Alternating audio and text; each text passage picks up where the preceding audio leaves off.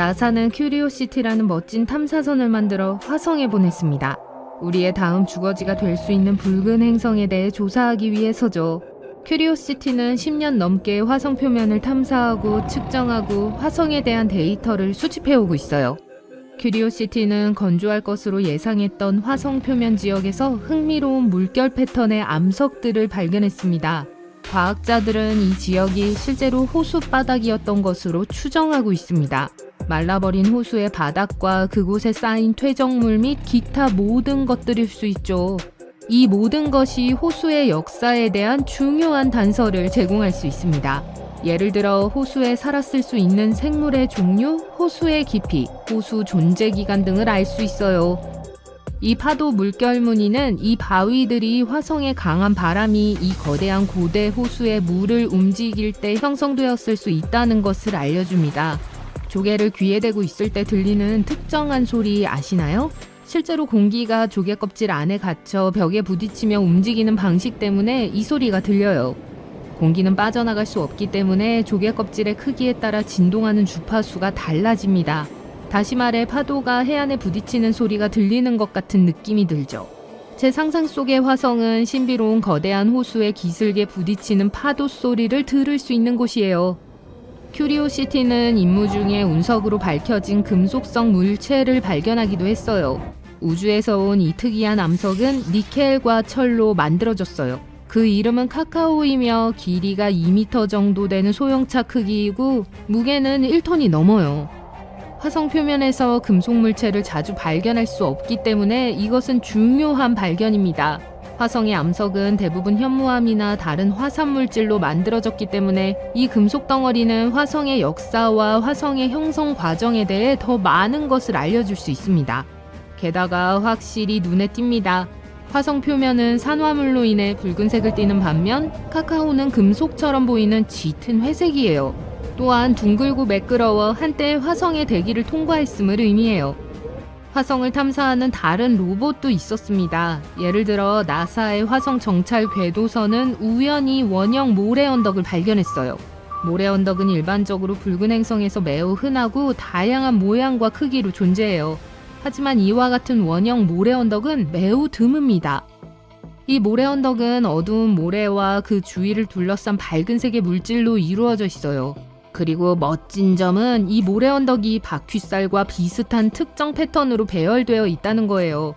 바람이 부는 방식 때문일 수도 있어요. 다시 우리 친구 큐리오시티로 돌아가 볼게요. 큐리오시티는 화성 대기의 산소 농도 등 여러 가지 흥미로운 것들을 탐사하고 있어요. 계절에 따라 수치가 달라지는데 봄과 여름에 산소가 더 많다고 해요. 하지만 그 이유는 아직 명확하지 않습니다. 물론 그마저도 우리가 실제로 숨을 쉬기에는 충분하지 않아요. 화성의 산소 농도는 0.1%로 지구 대기의 농도보다 약 100배나 낮습니다. 화성의 대기는 대부분 이산화탄소로 구성되어 있으며 다른 가스는 미량 존재합니다. 큐리오시티는 발견한 암석의 나이도 분석하기로 결정했어요. 이전에 생각했던 것보다 훨씬 더 오래된 것으로 보이는데 그중 일부는 30억 년 이상 거슬러 올라가요. 큐리오시티는 토양 샘플에서도 유기분자를 발견했습니다. 이 분자들은 기본적으로 생명체의 구성 요소예요. 이것이 화성에 실제로 생명체가 존재한다는 것을 증명하는 건 아니에요. 다만 오래전에 어떤 형태로든 생명체가 존재했을 수 있음을 시사하는 것 중 하나일 뿐이에요. 큐리오시티는 남극의 만년설 아래에 매우 염분이 높고 다양한 미네랄로 가득 찬 거대한 액체 물 저수지가 있을 수 있다는 잠재적 증거를 발견했습니다. 이 높은 염분은 이 물이 영하의 온도에서도 액체 상태로 유지될 수 있는 이유예요. 특히 화성에 미친 듯한 바람이 지표면에 거세게 몰아칠 때 잠수할 수 있는 지하바다가 있다면 정말 멋질 것 같아요. 그리고 붉은 행성의 엄청난 방사능 수치로부터 우리를 보호할 수 있는 무언가가 있다면 정말 좋을 겁니다. 화성 토양에는 독성이 강한 화학물질과 염분이 있는데 이는 인간에게 정말 안 좋을 수 있어요. 우주비행사는 토양과 직접 접촉하거나 이러한 염분이 포함된 먼지를 흡입하여 독성 화학물질에 노출될 가능성이 있어요. 또한 이러한 물질은 농작물 재배에도 문제가 될 수 있습니다.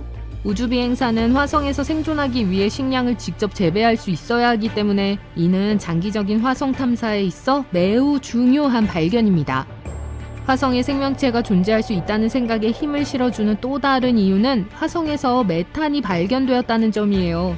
메탄은 일반적으로 생명체가 생성하는 가스이기 때문에 매우 중요한 발견입니다. 생명체가 아니라면 어디에서 온 걸까요? 실제로 이에 대한 몇 가지 가능한 설명이 있습니다. 하나는 지하 저수지의 지질학적 활동입니다. 또 다른 아이디어는 운석이 붉은 행성에 메탄을 가져왔다는 거예요. 흥미로운 점은 특정 지역에서 메탄 수치가 더 높다는 겁니다. 여러분은 어떤지 모르겠지만 저는 살아있는 유기체에서 나온다는 이론을 고수할게요. 화성의 화산은 여전히 활화산일 가능성이 있습니다. 우리는 붉은 행성 화성에 많은 멸종된 화산이 있다는 걸 알고 있지만 그중 일부가 아직 살아있다는 것을 증명할 충분한 증거를 찾지 못했습니다. 과학자들은 화산 퇴적물을 연구한 결과 일부 화산이 약 5만 년 전에 분화했을 수 있다는 사실을 발견했습니다. 그전에는 모두가 마지막 분화가 30억에서 40억 년 전에 일어났다고 생각해요. 화성의 지질학적 역사를 단 하루로 압축할 수 있다면 1초 전에 화산이 폭발한 것과 같아요. 화성 표면 아래에는 아직도 마그마가 비밀리에 부글부글 끓고 있을지도 몰라요. 그곳에서 삶을 꾸려나갈 미래 세대는 정말 재미있게 살 수 있을 거예요.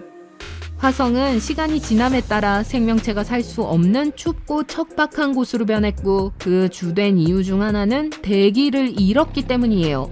붉은 행성은 지구와 비슷한 훨씬 더 두꺼운 대기를 가지고 있었습니다. 그 주된 이유 중 하나는 상대적으로 약한 자기장 때문이에요. 지구의 자기장은 태양에서 오는 하전 입자의 흐름인 태양풍으로부터 대기를 보호하는 데 도움이 돼요. 이러한 보호 기능이 없다면 화성은 결국 대기의 대부분을 빼앗아가는 이 엄청나게 강한 힘에 맞서 싸울 수 있는 방법이 없습니다. 화성의 대기 손실에 큰 역할을 한 또 다른 요인은 상대적으로 낮은 중력이에요. 화성은 지구보다 중력이 약하기 때문에 가스 분자와 우주로 빠져나가기가 더 쉽습니다. 따라서 화성은 예전에는 지구와 더 비슷했을 거예요. 하지만 현재의 얇은 대기로 인해 열을 유지할 수 없어 매우 춥고 탐사하기가 매우 어려워졌습니다. 하지만 어쩌면 옛날에 붉은 행성을 방문하지 않은 것이 다행이었을지도 몰라요. 그곳에서 일어났을지도 모르는 고대 대홍수에 대한 이야기가 있어요. 네, 예전에 붉은 행성은 아름다운 강이 흐르고 호수, 연못 및 기타 수역이 있는 지금보다 더 습하고 살기 좋은 곳이었을 거예요. 그리고 일부 연구에 따르면 화성 표면에 새겨진 거대한 수로가 증거로 발견되었어요. 이 수로는 이전에 화성에서 발견된 어떤 수로보다 훨씬 더 큽니다. 연구원들은 이 대홍수가 수십억 년 전에 일어났다고 생각해요. 아마도 화산 활동, 얼음이 녹고 지각에서 이산화탄소가 방출되는 등 다양한 요인으로 인해 발생했을 거예요.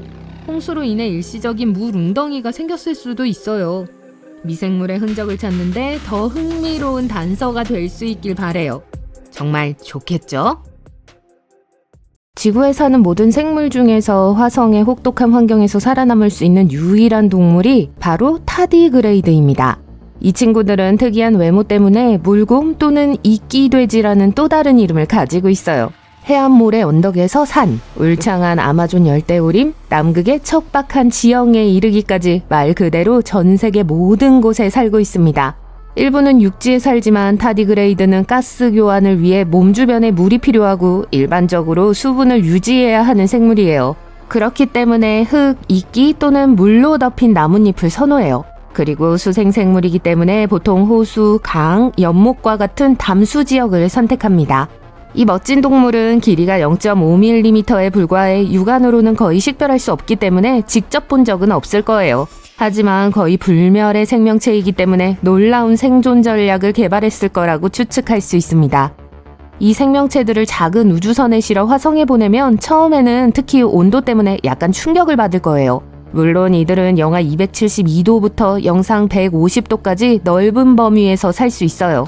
그리고 화성은 사진으로 볼 때 매우 뜨거운 행성처럼 보일 거예요. 하지만 실제로 화성의 기온은 지구보다 훨씬 낮습니다. 남극은 태양으로부터 멀리 떨어져 있고 대기가 얇기 때문에 기온이 영하 129도까지 떨어지거나 영상 21도까지 올라갈 수 있어요. 지구상에서 가장 낮은 기온은 남극 대륙에서 영하 89도로 기록되었고 가장 높은 기온은 캘리포니아에서 56도로 기록되었습니다. 타디그레이드는 강한 압력에도 매우 탄력적이어서 해저의 압력보다 6배나 큰 압력을 견딜 수 있어요.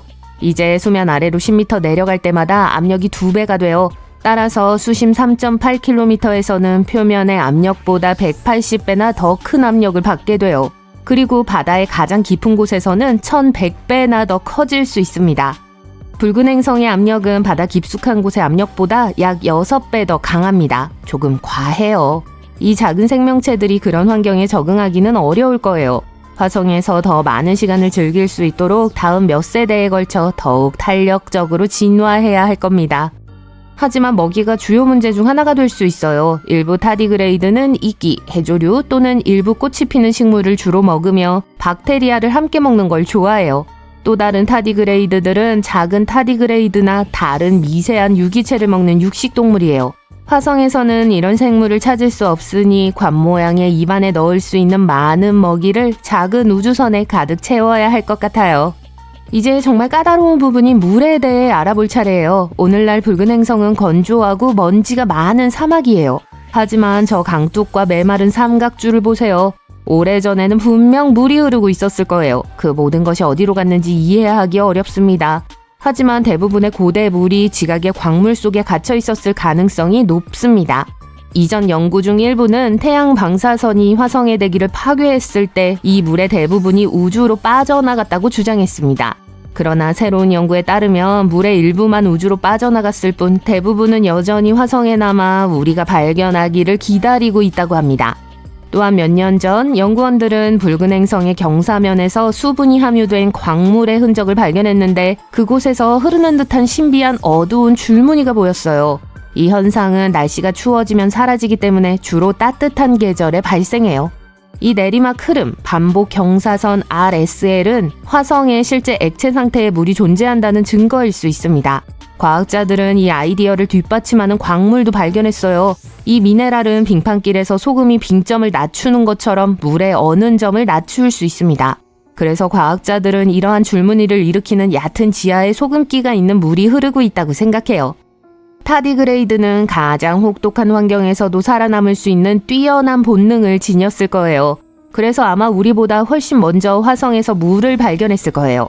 하지만 당장 물을 찾지는 못하더라도 당분간 생존할 수 있는 전략을 가지고 있을 겁니다. 이 생명체는 수분 함량의 99%를 잃으면 대부분의 생명 기능을 일시 정지시켜 생존할 수 있어요. 몇 년 동안 그런 상태를 유지할 수 있습니다. 타디그레이드는 인간을 포함한 다른 동물을 쉽게 부술 수 있는 매우 강한 충격을 흡수할 수 있어요. 타디그레이드는 인간을 파괴할 수 있을 정도로 높은 방사능 수치도 견딜 수 있습니다. 언젠가 타디그레이드를 화성에 보낸다고 해도 그것이 타디그레이드의 첫 우주여행은 아닐 거예요. 1969년 우주선 베레시트가 수천 마리의 타디그레이드와 최초의 달 수집품, 인간 DNA 샘플 3천만 페이지 분량의 정보가 담긴 DVD 크기의 자료를 싣고 달에 간 적이 있어요. 인류가 수집한 모든 지식의 기록을 만드는 것이 목표였어요. 하지만 우주선이 착륙하기 몇 초 전 미션 컨트롤과 연락이 두절되어 달 표면에 추락했습니다. 팀은 우주선의 화물에 무슨 일이 일어날지 궁금했어요. 많은 토론과 분석 끝에 그들은 수집품이 살아남았을 것이라고 가정했고 더 놀랍게도 아마 타디그레이드도 살아남았을 것이라고 생각했습니다. 이들은 탈수 상태, 일종의 휴면 상태에 있었기 때문에 작은 공 모양으로 쪼그라들었어요. 신진대사를 낮추고 체내 수분을 대부분 배출하면서 다시 제 모습을 찾을 수 있는 더 나은 환경을 기다려요. 이 생물은 수십 년 동안 이런 상태를 유지하며 극한의 환경에서도 살아남을 수 있었습니다. 타디그레이드에게 우주여행은 이번이 처음이 아니었어요. 2007년에 한 과학자팀이 이 작은 물곰무리를 로켓에 태워 열흘 동안 지구 궤도를 돌도록 보냈습니다. 로켓이 지구로 돌아왔을 때 68%의 물곰이 살아있었다는 점을 고려하면 꽤 성공적이었어요. 과학자들은 이 물곰에게만 모든 희망을 걸지 않고 붉은 행성에서 살아남을 수 있는 다른 생명체가 있는지 계속 실험하고 있어요. 국제우주정거장에서 바이오맥스라는 실험을 진행했죠. 그들은 조류, 박테리아 및 기타 유사한 생물과 같은 작은 유기체를 가져다가 18개월 동안 우주에서 매우 가혹한 조건에 계속 노출시켰습니다. 이는 엄청난 온도 변화, 극심한 방사선, 진공 상태와 같은 걸 의미해요. 놀라운 점은 이 작은 생명체 중 상당수가 이러한 혹독한 환경에서 살아남아 진정한 우주 영웅이 되어 지구로 돌아왔다는 사실이에요. 화성에서의 생활이 얼마나 힘들었을지 짐작할 수 있죠. 과학자들은 고세균도 연구했습니다. 고세균은 지구의 짠 바닷물에서 35억 년 이상 존재해온 작은 고대 미생물입니다. 북극의 일부 친척들도 우주와 같은 환경에서 살아남았습니다. 하지만 화성에서의 삶이 완전히 새로운 것일 필요는 없습니다. 수십억 년 전 화성은 지구와 비슷했을지도 몰라요. 화성은 생명체의 핵심 요소 중 하나인 물을 가지고 있었을 가능성이 높습니다. 과학자들은 메탄 생성균이라고 불리는 작은 유기체가 그곳에서 번성했을 것으로 추정해요. 이들은 혹독한 방사능으로부터 안전을 지키기 위해 지표면 아래에 숨어 있었어요. 이 생물들은 수소와 이산화탄소를 들이마시고 메탄가스를 내뿜었을 수 있습니다. 하지만 당시 강력한 온실가스였던 수소를 삼키면서 행성을 지나치게 냉각시켰을 수도 있어요. 따라서 이 고대 미생물이 아직도 지표면 아래 깊은 얼음 속에 갇혀있을 가능성이 있습니다. 더 좋은 조건에서 깨어날 날을 기다리며 일종의 깊은 잠에 빠져 있을 수도 있어요. 아니면 지구에서 온 멋진 새 친구들을 기다리면서요.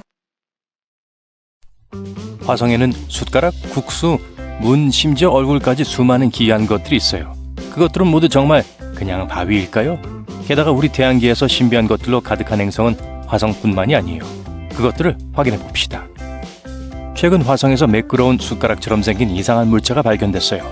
나사의 큐리오시티 로버가 이 물체를 발견한 후 모든 사람의 관심을 끌었습니다. 손잡이가 있고 끝이 둥근 이 바위는 로버의 사진에서 마치 떠 있는 것처럼 보였어요. 인터넷에서 사람들은 그것이 무엇인지에 대해 의아해하고 있습니다.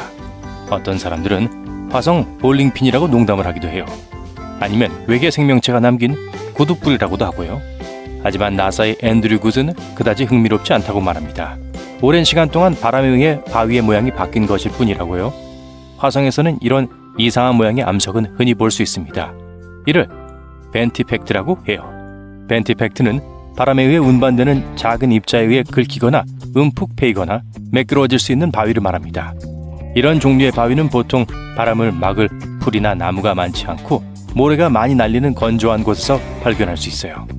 이집트의 백사막 국립공원에서 볼 수 있는 버섯 바위처럼 때로는 바람에 의해 정말 멋진 모양으로 조각되기도 합니다. 이 바위는 윗부분보다 아랫부분이 바람에 더 빨리 닳아 없어져서 거대한 버섯처럼 보이는데 이로 인해 크고 날씬하게 서 있어요. 화성의 멋진 암석은 벤티팩트뿐만이 아닙니다. 붉은 표면에서 튀어나온 이 초현실적인 스파이크 시리즈를 확인해 보세요. 나사의 큐리오시티 로버가 화성의 게일 크레이터를 탐사하던 중 우연히 발견한 겁니다. 모든 사람의 시선을 단숨에 사로잡았어요. 스파이크를 닮은 뒤틀린 구조물은 마치 외계 문처럼 보였습니다. 외계 생명체 탐사 기관인 SETI 연구소에서도 트위터를 통해 이 이미지를 멋진 바위라고 언급했어요. 하지만 실제로는 그저 괴물일 뿐입니다. 이 크고 얇은 첨탑은 단단한 암석이 부드러운 암석층 위에 놓일 때 발생해요. 화성의 스파이크는 퇴적암의 고대 균열을 시멘트로 채운 것으로 보이며 시간이 지남에 따라 더 부드러운 물질이 심식되어 사라졌습니다. 지구상에는 요정 굴뚝 또는 텐트 바위라고도 불리는 호두가 많이 있어요. 유타주의 브라이스 캐년과 콜로라도 고원과 같은 곳에서도 찾을 수 있습니다. 나사는 이 기이한 구조물에 대해 기대하고 있어요. 게일 분화구의 역사에 대해 더 많은 것을 배울 수 있을 테니까요. 젤리 도넛처럼 생긴 바위도 있었어요. 우리는 이 바위를 피나클 섬이라고 불렀습니다. 나사의 카메라에 의해 발견됐죠. 하지만 불과 나흘 전 이 바위는 어디에서도 보이지 않았어요. 그렇다면 어떻게 마술처럼 사라졌을까요? 매우 충격적인 방식으로 화성의 지형을 가로지르던 오퍼튜니티 바퀴 중 하나가 이 바위를 걷어찼기 때문입니다. 하지만 이 젤리 도넛을 둘러싼 미스터리는 여전히 남아있어요. 분석 결과 피나클 섬에는 비정상적으로 높은 수준의 유황과 망간이 함유되어 있는 것으로 밝혀졌습니다. 이 두 가지 성분은 모두 수용성이에요. 즉, 암석에 이러한 원소를 생성한 물의 작용이 있었을 수도 있다는 뜻입니다. 그래서 이 작은 것이 갑자기 많은 논란을 불러일으켰고 나사를 상대로 소송까지 제기됐어요. 나사가 화성에서 자랄 수 있는 곰팡이를 조사하지 않았다고 주장한 거예요. 하지만 우리가 발견한 모든 것이 자연스러운 것은 아닙니다. 또 다른 수수께끼의 발견은 퍼시버런스 로버가 발견한 건데요. 스파게티나 끈처럼 얽혀있는 물체입니다. 도넛과 마찬가지로 이 신비한 물체는 로버 카메라 이미지에 나타났다가 며칠 만에 모래땅에서 사라졌어요. 로버의 착륙 시스템에서 나온 파편일 수 있다는 것이 밝혀졌습니다. 퍼시버런스는 2021년 2월 제제로 크레이터에 착륙했습니다. 착륙이 거칠었었고 실수로 잔해가 주변에 흩어졌어요. 이 파편 중 일부는 한동안 로버의 이미지에 나타나고 있습니다. 끈처럼 생긴 물체는 보온 담요에 사용되는 섬유의 일종인 데이크론 그물망 조각일 가능성이 높아요. 이 담요는 화성에 착륙하는 매우 뜨거운 과정에서 장비의 온도를 조절하는 데 도움이 됩니다. 아마도 착륙 과정에서 강한 힘으로 인해 상당 부분 풀리고 찢어졌을 거예요. 당시 보온 담요는 많은 것을 잃어버렸어요. 예를 들어 6월에 발견된 반짝이는 호일 조각이 있습니다. 로버가 바위 위에서 발견했죠. 놀라운 것은 일부 파편이 얼마나 멀리 이동했는지예요. 이 로버는 현재 탐사 중인 곳에서 약 1.9km 떨어진 곳에 착륙했습니다. 아마도 추락으로 인해 잔해가 공중으로 날아갔고 화성의 바람이 그 먼 거리까지 날아갔기 때문일 거예요. 화성은 가벼운 물체를 움직일 수 있는 강한 바람으로 유명합니다. 그런데 이미지에서 우연히 발견하는 것은 재미있지만 화성의 잔해와 쓰레기에 대한 우려도 있어요. 지구에서도 이 문제를 해결하지 못했는데 화성에서도 이미 문제를 일으키고 있습니다. 우리가 화성에 남긴 쓰레기는 이미 호구알로프 플랫이라는 지역에 쌓이고 있어요. 또한 파편이 화성 암석 채취에 사용되는 샘플 튜브를 실수로 오염시킬 수도 있습니다. 아직까지는 나사는 이에 대해 크게 걱정하지 않고 있어요. 하지만 로버에 문제가 발생하지 않도록 면밀히 주시하고 있습니다. 이번에는 물건이 아닌 동물은 어떨까요? 큐리오시티는 화성에서 쥐처럼 생긴 생물을 포착해 큰 화제를 불러일으켰습니다. 일부 사람들은 이 쥐가 화성 토착 생명체의 증거일 수 있다고 추측하기 시작했어요. 아니면 이 설치류가 큐리오시티가 가져온 것일지도 모른다는 추측도 있었죠. 하지만 화성쥐는 다시 한번 이상한 암석으로 밝혀졌습니다. 바람에 의한 침식과 기계적 마모와 같은 자연적인 과정으로 인해 흥미로워 보였죠. 벌레처럼 생긴 것도 발견했어요. 호기심에 화성의 지형에서 꿈틀거리는 벌레처럼 보이는 지층을 사진으로 찍었습니다. 이 지층은 작은 크기에도 불구하고 독특한 모양과 거친 질감으로 눈에 띄었어요. 아마도 화성의 거친 침식에 견딜 수 있는 튼튼한 재질로 만들어졌을 거예요. 마지막으로 가장 신비로운 발견은 화성의 얼굴입니다. 시도니아는 화성의 한 지역으로 과학계와 대중의 관심을 모두 사로잡은 곳인데요. 화성의 북반구에 위치해 있습니다. 남쪽에 분화구가 많은 지역과 북쪽의 비교적 평탄한 평원 사이에 위치해요. 북쪽 평원은 한때 해저였다는 가설이 있습니다. 어쩌면 시도니아는 한때 해안 지역이었을지도 몰라요. 이곳은 붉은 행성의 역사에 대해 많은 것을 알려주는 흥미롭고 아름다운 특징들로 가득합니다. 하지만 가장 흥미로운 특징은 화성인의 얼굴이었어요. 1966년 바이킹 1 궤도선이 촬영한 사진으로 널리 알려지기 시작했어요. 어떤 사람들은 그것이 오래전에 사라진 화성 문명의 증거라고 믿었습니다. 처음에 나사는 빛과 그림자의 속임수라고 일축했어요. 하지만 몇 가지 분석 결과 그건 또 다른 암석으로 밝혀졌어요. 곰의 얼굴도 보였습니다. 고해상도 이미징 실험 카메라로 촬영한 사진이에요. 이미지에서 우리는 곰의 머리처럼 보이는 원형 골절 패턴을 볼 수 있고 두 개의 분화구가 눈을 형성하고 코와 같은 V자형 붕괴 구조가 있습니다. 머리는 땅에 오래된 구멍 위에 무거운 물체가 내려앉아 형성됐을 가능성이 높아요. 이 구멍은 용암이나 진흙으로 채워져 있었어요. 코 모양의 지형은 화산 또는 진흙 통풍구로 추정됩니다. 그런데 왜 우리는 화성에서 이런 이상한 것들을 계속 보게 될까요? 때때로 우리의 뇌는 바위나 기타 사물에 있는 얼굴이나 물체 같은 것을 보도록 우리를 속일 수 있어요. 하지만 이는 착시 현상일 뿐입니다. 파레이돌리아는 실제로는 존재하지 않는 익숙한 패턴이나 모양, 특히 얼굴을 보게 되는 심리적 현상입니다. 이는 뇌가 즉시 인식하거나 이해하지 못하는 것을 접할 때 이와 가장 유사한 것을 찾으려고 하기 때문인데요. 임의의 패턴, 질감 또는 소리를 의미 있고 인식할 수 있는 것으로 간주합니다. 그래서 밤에는 옷을 입은 의자가 사람처럼 소름 끼치는 모습으로 보이기도 해요. 아니면 구름 속에서 얼굴이나 도형이 보이거나 무작위 소음 속에서 알아들을 수 있는 소리, 심지어 단어까지 들리기도 합니다. 우리 지각의 힘을 보여주는 흥미로운 증거죠. 하지만 상상력이 지나치지 않도록 주의해야 해요. 화성을 탐사하기 위해 파견된 최초의 사람 중 한 명이 됐다고 상상해보세요. 붉은 행성에 다가갈 때 이상하고 소름 끼치는 무언가가 여러분의 시선을 사로잡습니다. 네, 바로 저기 있네요. 거대한 곰의 머리처럼 보이지 않나요? 도대체 무엇이 혹은 누가 분화구 한가운데 곰의 주둥이를 만들 수 있었을까요? 불행히도 아니면 운이 좋았다고 해야 할까요? 곰의 머리에는 신비로운 게 없습니다. 그저 얼굴 파레이돌리아일 뿐이에요. 일상적인 것에서 얼굴 구조를 보는 경향이요.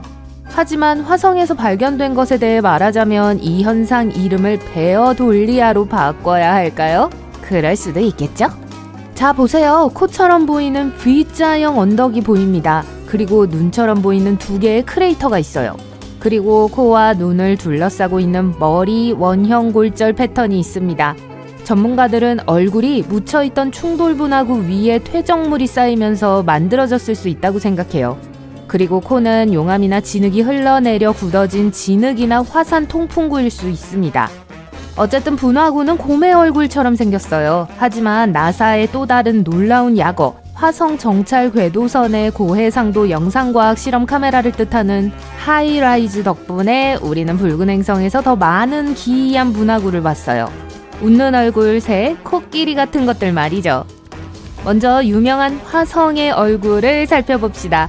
이 이미지는 1976년 바이킹 궤도선이 처음 촬영한 거예요. 당시에는 해상도가 상당히 떨어졌고 조명도 기울어져 있었습니다. 그 결과 1970년대 사람들을 충격에 빠뜨렸던 바위에 새겨진 얼굴이 지구를 응시하고 있는 모습이 만들어졌어요. 화성에 이 기념비를 만든 다른 문명이 있었다는 뜻일까요? 아니요, 현재 화성 정찰 궤도선이 촬영한 같은 지점의 사진을 보세요. 해상도가 훨씬 더 좋아졌고 얼굴은 기적적으로 평범한 언덕으로 변했습니다. 또는 2008년에 촬영된 이 작은 빅풋을 보세요. 제가 작은이라고 말한 이유는 이 생물의 키가 겨우 몇 센티미터에 불과하기 때문입니다. 그리고 사진을 찍을 때 빅풋은 카메라에서 불과 몇 미터 떨어져 있었어요. 호기심 많은 한 영혼이 작은 바위를 확대해서 고릴라를 닮은 무언가를 발견했습니다. 그래서 사람들은 화성에 유인원이 있다고 믿기 시작했죠. 네, 정말이에요. 붉은 행성에서의 상상 속 생물과 얼굴의 예를 몇 가지 더 보여드릴게요. 대부분은 테미스 카메라가 촬영한 일련의 이미지에서 가져온 거예요. 이 카메라는 화성 궤도를 도는데 2시간밖에 걸리지 않는 화성 오디세이 우주선에 탑재되어 있으며 몇 가지 중요한 과학 장비를 싣고 있습니다. 나의 행복한 화성인을 소개해드릴게요. 폭 3km의 이 분화구는 2008년에 촬영된 사진이에요. 다음 사슬형 충돌구는 말벌처럼 생겼는데 충돌 파편으로 이루어진 날개가 가느다란 모양을 하고 있어요. 전체 지형은 아마도 매우 낮은 각도로 떨어진 운석이 충돌 직전에 산산조각이 나면서 만들어졌을 거예요. 털복숭이 매머드나 코끼리가 보이시나요? 화성의 한 지역에서 용암이 흐르면서 붉은색 토양에 이 이미지가 남았습니다. 엘리시움 플라니티아라고 불리는 이 지역은 지구에서 가장 젊은 용암 흐름으로 유명해요. 예를 들어 매머드처럼 보이는 용암은 지난 1억 년 동안 형성됐을 가능성이 가장 높아요. 아, 바로 엊그제네요. 사랑에 대해 이야기해볼까요? 또는 그 상징인 하트에 대해 말이에요. 붉은 행성 표면에 있는 이 두 개의 하트가 마음에 드시나요? 여기는 실제로 서리로 윤곽이 그려진 메사지대입니다. 그리고 이 하트 모양은 충돌 분화구예요. 충돌로 인해 어두운 표면 물질이 찢어지고 그 아래에 더 밝은 토양이 노출됐습니다. 그런 다음 일부 물질이 경사면 아래로 날아가 하트를 만들었을 거예요. 그리고 이것은 먼지로 덮인 벌새입니다. 긴 부리와 머리가 보이시나요? 과학자들은 이 모양이 어떻게 형성됐는지 확신하지 못해요. 하지만 침식과 바람이 이 새의 생성에 영향을 미쳤다고 생각해요. 이 어두운 모래 언덕의 퇴적물은 마치 늑대가 울부짖는 것처럼 보입니다. 그리고 여기 일련의 맞물린 기어 보이시나요? 이 이미지가 문자 T처럼 보이시죠?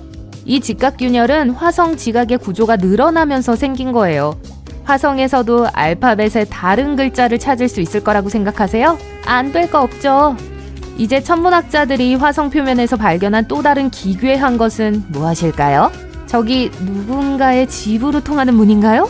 이 이미지를 지구로 보낸 것은 나사의 큐리오시티 로버였습니다. 이 사진이 입소문을 타게 된 이유는 바로 여기 이 지형이 문처럼 생겼기 때문이에요. 안타깝게도 이성적인 과학자들은 우리를 금방 실망시켰습니다. 그들은 그것이 화성 지형의 자연스러운 일부일 뿐이라고 주장했어요. 실제 문이 아니라고 생각하게 만드는 몇 가지 단서가 있었습니다. 예를 들어 입구는 높이가 1m에 불과할 정도로 작아요. 그들은 문처럼 보이는 것이 실제로는 바람과 침식 같은 자연적인 힘에 의해 만들어진 바위의 구멍이라고 확신했습니다. 암석을 자세히 보면 지층을 볼 수 있는데 지층은 주변 물질보다 단단하기 때문에 눈에 띄는 미사층이에요. 이 층들은 여기 왼쪽에 그리고 약간 높은 오른쪽에 있습니다. 약 40억 년 전에 강이나 바람에 날린 모래 언덕에서 나타났을 가능성이 높아요. 지층이 눈에 보이게 된 이후 화성의 강력한 바람이 지층을 더욱 침식시켰어요. 그리고 이것 좀 보세요. 균열이 보이시나요? 암석은 붉은 행성을 바로 이렇게 견뎌냈어요. 이 작은 동굴은 아마도 여러 개의 균열이 지층을 가로질러 형성됐을 거예요. 꽤 큰 바위가 그 자체의 무게로 떨어져 나갔을 수도 있어요. 그리고 이것이 문 모양의 입구를 만들었을 거예요. 이 이론은 꽤 그럴듯합니다. 화성의 중력은 지구만큼 강하지는 않지만 여전히 충분히 강하니까요. 게다가 입구의 오른쪽에 있는 바위 보이시죠? 의심스러울 정도로 매끄러운 수직 모서리를 가지고 있어요. 저게 범인임에 틀림없어요. 아마 얼마 전에 떨어졌을 거예요. 하지만 특이한 지형을 자랑할 수 있는 건 붉은 행성뿐만이 아닙니다. 이 해성을 예로 들어볼게요. 이 이미지는 2014년에 유럽 탐사선 로제타가 촬영한 사진입니다. 오른쪽에 얼굴 보이시나요? 아니면 달이요. 여기 그 유명한 토끼가 있어요. 토끼는 거꾸로 앉아 귀가 아래를 향하고 있어요. 어떤 사람들은 달에서 사람을 본다고 하죠. 얼굴이나 몸 전체가 보일 수도 있고요. 사람의 전체 모습을 본다면 보통 막대기를 들고 있는 것처럼 보입니다. 때로는 두꺼비일 수도 있어요. 두꺼비를 찾으려면 위성의 왼쪽 상단을 보세요. 두꺼비가 위쪽을 향하고 있습니다. 보이시죠?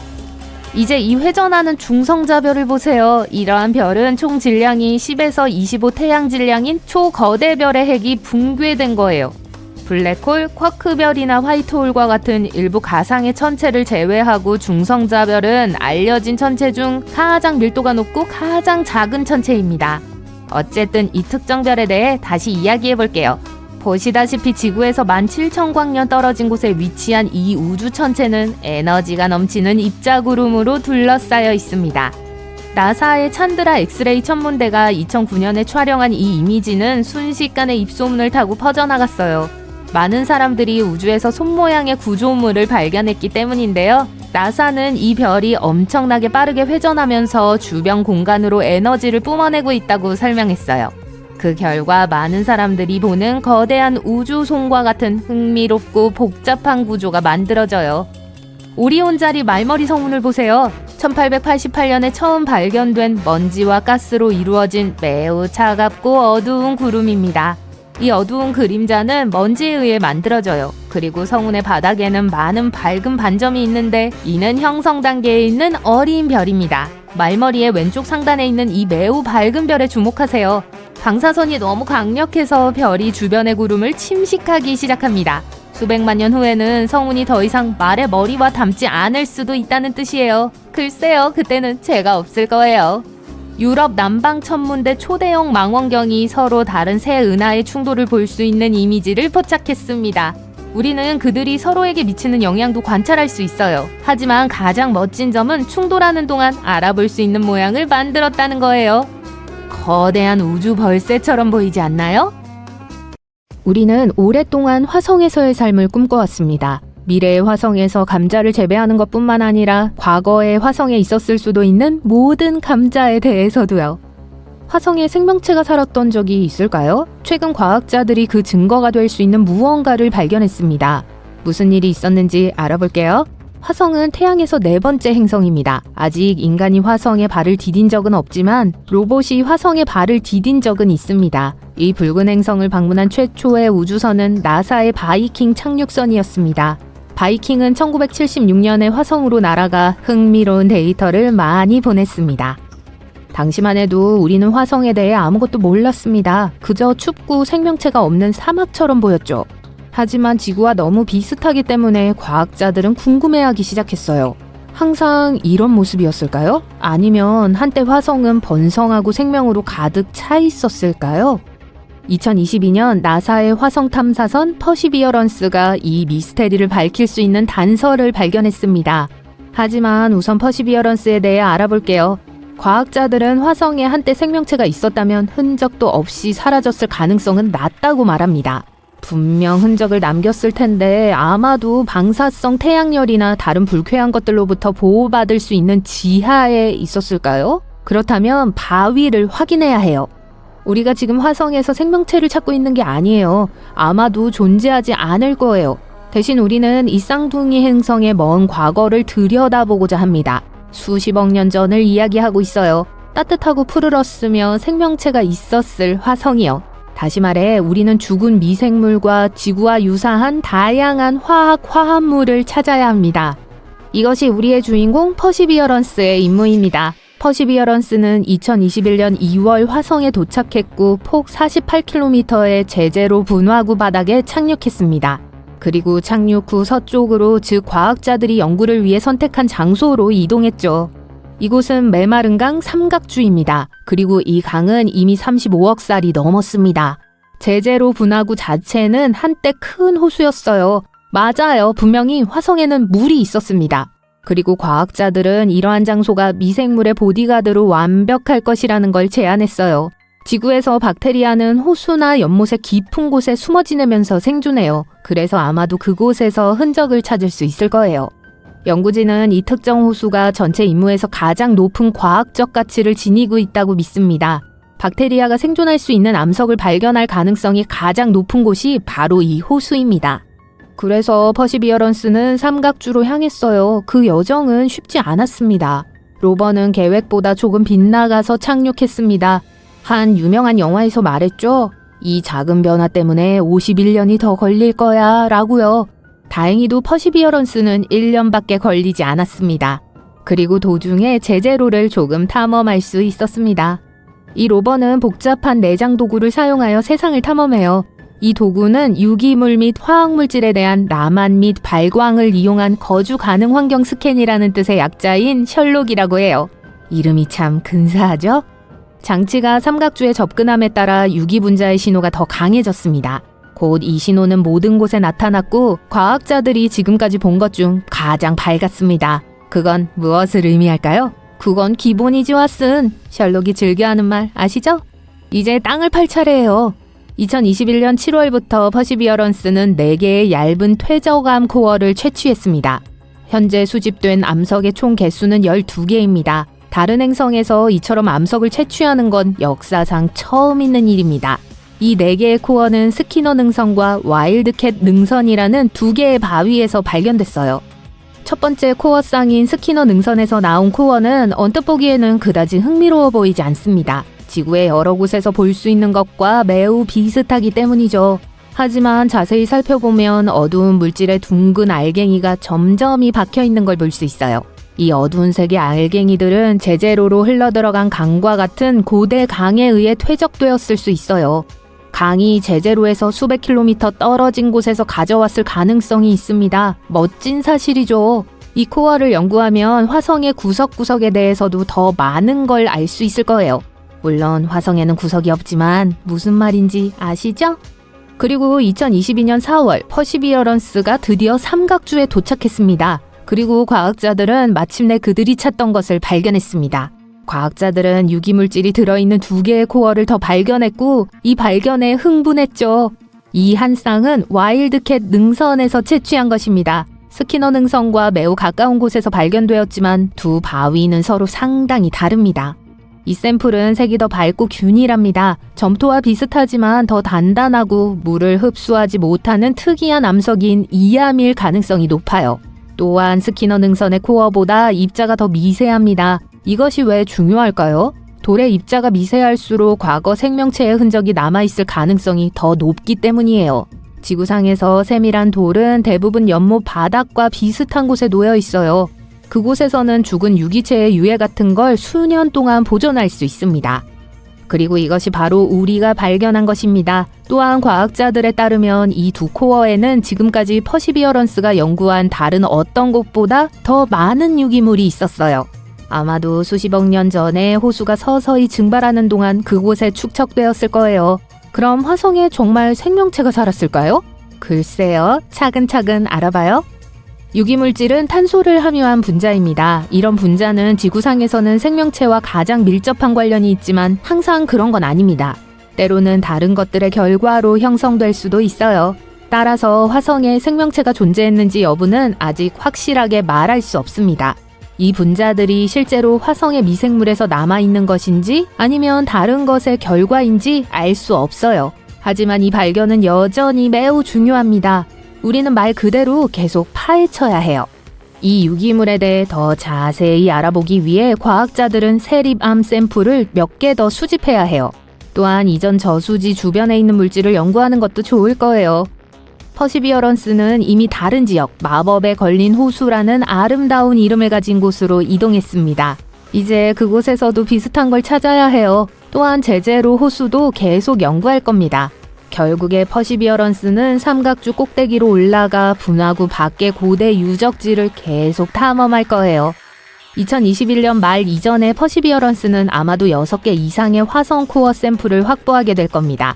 안타깝게도 퍼시비어런스의 도구는 복잡하긴 하지만 상당히 제한적입니다. 이 데이터만으로는 완전한 그림을 그리기에 충분하지 않아요. 따라서 나사는 앞으로 몇 년 안에 다른 우주선을 제제로에 보낼 계획이에요. 유럽 우주국과 함께 화성 샘플 귀환으로 알려진 다음 로봇 임무를 준비 중입니다. 이름만 들어도 알 수 있듯이 이 장치는 도착하여 이전 탐사선 퍼시비어런스의 모든 시험관을 가져갈 거예요. 그 후 이 샘플은 지구로 배송되고 아마존 프라임은 아닐 거예요. 과학자들이 첨단 실험실에서 이를 분석할 수 있어요. 그러나 이 모든 것은 정말 오랜 시간이 걸릴 거예요. 이 임무의 발사는 2027년에서 2028년으로 예정되어 있으며 우주선은 2033년에야 돌아올 수 있어요. 하지만 모든 것이 순조롭게 진행된다면 화성에서 지구로 배달되는 역사상 최초의 샘플이 될 겁니다. 다시 말해 아직 연구할 여지가 충분하다는 뜻이에요. 그리고 우리는 아직 이 발견의 진정한 의미를 몰라요. 하지만 그래서 이 미션이 만들어진 거잖아요. 그리고 누가 알겠어요. 어쩌면 몇 년 안에 수십억 년 전에 화성에서 일어난 일에 대한 진실을 알게 될지도 모르죠. 보세요. 화성인이에요. 속았죠?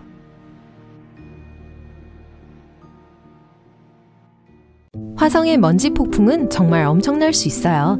특히 여름 동안 붉은 행성의 남반구를 쏜살같이 지나가요. 이러한 폭풍은 2022년 1월에 일어났던 것처럼 커져서 행성의 넓은 지역을 둘러쌀 수 있어요. 그러다가 모래 폭풍이 미국 면적의 거의 2배가 되는 영역을 뒤덮었어요. 우리가 화성에 보낸 로봇 중 하나를 사라지게 만든 게 이런 걸 수 있을까요? 화성의 대기와 기후는 혹독해요. 대부분 강한 바람이 불고 평균 기온이 섭씨 영하 63도인 사막이죠.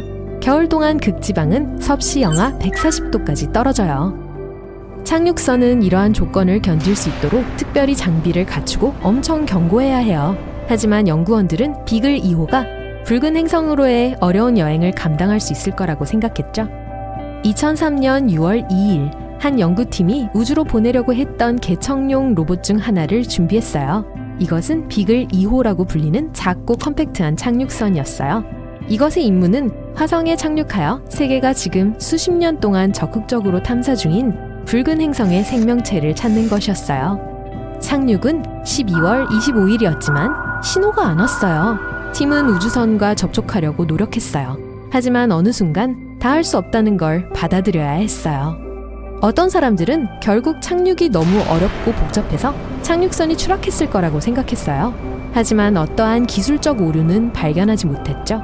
또 다른 사람들은 착륙선이 자기 낙하산에 얽혀 화성의 표면으로 떨어졌을지도 모른다는 이론을 냈죠. 어느 쪽이든 비글 2호는 실종된 걸로 간주되었어요. 나사가 실종된 착륙선의 잔해일 수도 있는 사진을 찍은 2015년까지 말이죠. 그냥 부서진 파편만이 아니었는데 부품들이 사실 손상되지 않은 것처럼 보였어요.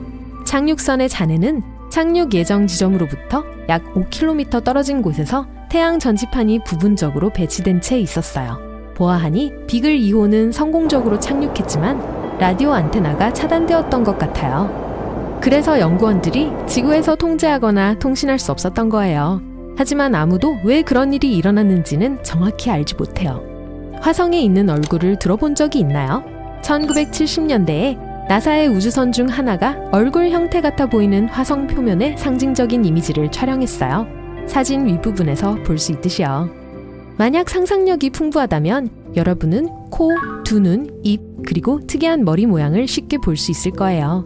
어떤 사람들은 심지어 그게 다른 문명에 의해 붉은 행성에 세워진 기념물이라고 생각했어요. 사람들이 화성에서 발견한 다른 특이한 것들은 어떤가요? 해피페이스 분화구처럼요. 왜 이런 별명을 가지고 있는지 쉽게 알 수 있을 거예요. 또는 다른 모양의 바위도 있어요. 팬케이크, 브라키오사우루스 또는 물고기와 같은 것 말이에요. 또 화성 표면에는 와플 모양의 섬이 있어요. 이것은 용암이 흐르는 지역에서 볼 수 있는 2km 넓이의 모양이에요. 이건 아마 아래에서 용암이 이 지형을 밀어낸 결과일 수 있어요. 또 천문학자들이 푸른 모래 언덕의 이미지를 가지고 있는 것 같아요. 강한 바람이 긴 줄로 조각한 놀랍고 어두운 모래 언덕의 바다예요. 행성의 북쪽 극지방을 둘러싸고 있고 텍사스만큼 큰 지역을 덮고 있어요. 붉은 행성은 보통 갈색 모래 언덕으로 알려져 있기 때문에 이것들은 확실히 놀라웠어요. 하지만 사실 파란 게 아니에요. 한번 보려고 화성에 지금 바로 갈 수 있다면 이 모래 언덕들이 나머지 부분들처럼 갈색과 주황색으로 보이는 걸 볼 수 있을 거예요. 그리고 그 사진은 적외선 촬영 이미지예요. 과학자들은 종종 그 차이를 강조하기 위해 적외선 촬영을 사용해요. 예를 들어 여기서는 깊이의 차이예요. 또 화성에서 가장 큰 계곡은 너무 커서 우리의 그랜드 캐니언을 아침 식사로 먹을 수 있어요. 이것은 마리너 계곡이라고 불리는 4,000km 길이의 매력적인 협곡 시스템이에요. 그리고 그랜드 캐니언의 10배 이상 길어요. 만약 이 화성 협곡을 쭉 펼 수 있다면 미국 전체 해안에서 해안까지 닿을 거예요. 화성에는 활발한 판 구조가 있지 않기 때문에 이 협곡이 어떻게 형성되었는지 아무도 확실히 몰라요. 한 이론에서 화성의 반대편에 위치한 올림푸스 몬스를 포함하고 있는 화산 산맥이 이 행성의 반대편에서 지각을 구부려지게 했다고 해요. 이 강력한 힘은 화성 지각의 균열을 일으켰을 뿐만 아니라 표면 아래에 있는 엄청난 양의 물을 활성화시켰어요. 이 물이 흘러나와 바위를 깎아냈어요. 그 힘은 빙하도 활성화시켰어요. 그리고 아마도 이 거대한 협곡 시스템에 새로운 길을 만들었을지도 몰라요. 가장 강력한 폭발은 30억에서 40억 년 전에 일어났을 수 있는데 화성 표면의 화산은 약 5만 년 전에 폭발했을 수 있어요. 하지만 오늘날 이 행성에는 활화산은 없어요. 행성이 형성되는 동안 내부에 저장된 대부분의 열은 사라졌어요. 그래서 지금 녹은 암석이 표면에 닿기에는 화성의 외부 지각이 너무 두꺼워요. 하지만 오래전 분출이 거대한 화산을 형성했어요. 그리고 이 화산들은 아마도 화성의 표면으로 홍수를 방출한 얼음 퇴적물을 녹이는데 중요한 역할을 했을 거예요. 화성은 지구의 1% 미만의 대부분은 이산화탄소인 가스 용량을 가진 얇은 대기를 갖고 있어요. 하지만 40억 년 전에는 지금보다 훨씬 따뜻하고 습했어요. 그때는 대기도 더 두터웠을 거예요. 그래서 강력한 온실 효과를 내고 햇빛을 가둘 수 있었던 거죠. 또 화성은 강력한 자기장을 갖고 있었어요. 지구와 비슷하게 행성 핵에 있는 녹은 금속의 전류 때문에 형성되었어요. 하지만 우리의 고향 행성과는 달리 화성은 핵이 식은 후에 자기장을 잃었어요. 그리고 그것 없이는 화성은 태양으로부터 오는 하전 입자의 흐름인 태양풍으로부터 어떤 보호도 받지 못했어요. 태양풍은 불과 몇 억 년 만에 화성의 대기 대부분을 앗아갔어요. 대략적으로 말이죠. 이게 강력한 화성의 먼지 폭풍을 훨씬 더 강하게 만들어요. 화성은 매혹적인 역사를 가지고 있어요. 행성의 빙하로 판단하건대 화성은 아마도 지구와 마찬가지로 여러 빙하 시대를 거쳤을 거예요. 한 연구팀이 약 6만 장의 화성 암석의 이미지를 찍었어요. 암석은 크기가 다양했고 무작위로 분포되어 있었어요. 즉, 다른 빙하기 동안 형성되었을지도 모른다는 의미죠. 빙하도 자신들의 이야기를 숨기고 있어요. 안에 어떤 종류의 가스, 바위 또는 심지어 미생물들이 갇혀 있을지 누가 알겠어요? 만약 타임머신을 타고 40억 년 전으로, 물론 화성으로 가서 멈출 수 있다면 여러분은 엄청난 홍수의 광경을 볼 수 있을 거예요. 어쩌면 행성 표면에 어떤 형태의 생명체가 존재할지도요. 붉은 행성의 게일 분화구를 형성했던 강력한 운석 충돌이 그 거대한 홍수를 촉발시킨 것일 수 있어요. 그 충돌 이후 화성의 온도는 엄청나게 뜨거워졌어요. 그게 그 당시 화성 표면에 저장되어 있던 모든 얼음을 녹이는 원인이 되었죠. 홍수가 너무 어마어마해서 행성 표면의 지질 구조가 바뀌었어요. 그것은 퇴적암의 파도와 함께 큰 잔물결을 조각했어요. 물 이야기가 나와서 말인데 수증기가 화성의 대기를 빠져나가는 게 발견되었어요. 또한 연구원들은 화성의 표면에서 물이 흐른 증거를 발견했어요. 흙에 검은 줄무늬가 있어요. 이것들은 여름에 커지고 겨울에 작아지는 것 같아요. 화성에는 말라버린 수많은 계곡과 하도가 있어요.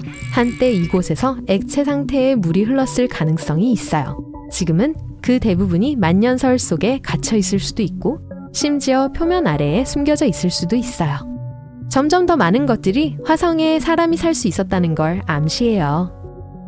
화성은 로봇만 살고 있는 우리가 알고 있는 유일한 행성이에요. 5대의 탐사선이 화성의 인구를 구성하고 있죠. 그것들은 퍼서비어런스, 오퍼튜니티, 스피릿, 소저너, 그리고 큐리오시티호예요. 이 로봇들은 사진도 찍고 토양과 공기 샘플을 가져오고 심지어 붉은 행성의 생명체를 찾기 위해 그곳에 있어요. 그리고 언젠가 우리가 그들과 화성에서 재회할지도 몰라요. 누가 알겠어요? 아, 그리고 그나저나 정말 여러분이 타임머신을 타고 40억 년 전에 가서 멈출 수 있다면 화성에서 제가 여러분에게 점심을 사주고 그것에 대해 이야기하고 싶어요. 제가 대접할게요. 우리가 다른 문명을 찾은 걸까요? 저건 누군가의 집으로 들어가는 문인가요? 창문으로 엿볼 수 있을까요? 이 사진은 나사의 큐리오시티 탐사선이 지구로 보낸 것입니다. 지금 현재 이 탐사선은 화성의 표면을 탐사하고 있어요. 안타깝지만 천문학자들은 재빨리 우리를 실망시켜줍니다. 그건 그저 화성 경관의 자연적인 부분이라고 하네요. 그것이 진짜 문이 아니라고 생각하게 만든 몇 가지 단서가 있습니다. 예를 들어 너무 작아요. 높이가 1m밖에 되지 않아요. 하지만 화성인들이 키가 작을 수도 있지 않을까요? 과학자들은 문처럼 보이는 것이 바람과 침식 같은 자연적인 힘에 의해 바위에 만들어진 구멍이라고 주장합니다. 바위를 주의 깊게 들여다보면 지층이 보이는데 주변 물질보다 단단하기 때문에 눈에 뜨이는 침전물 층이에요. 이 층은 여기 왼쪽은 낮고 오른쪽은 조금 더 높아요.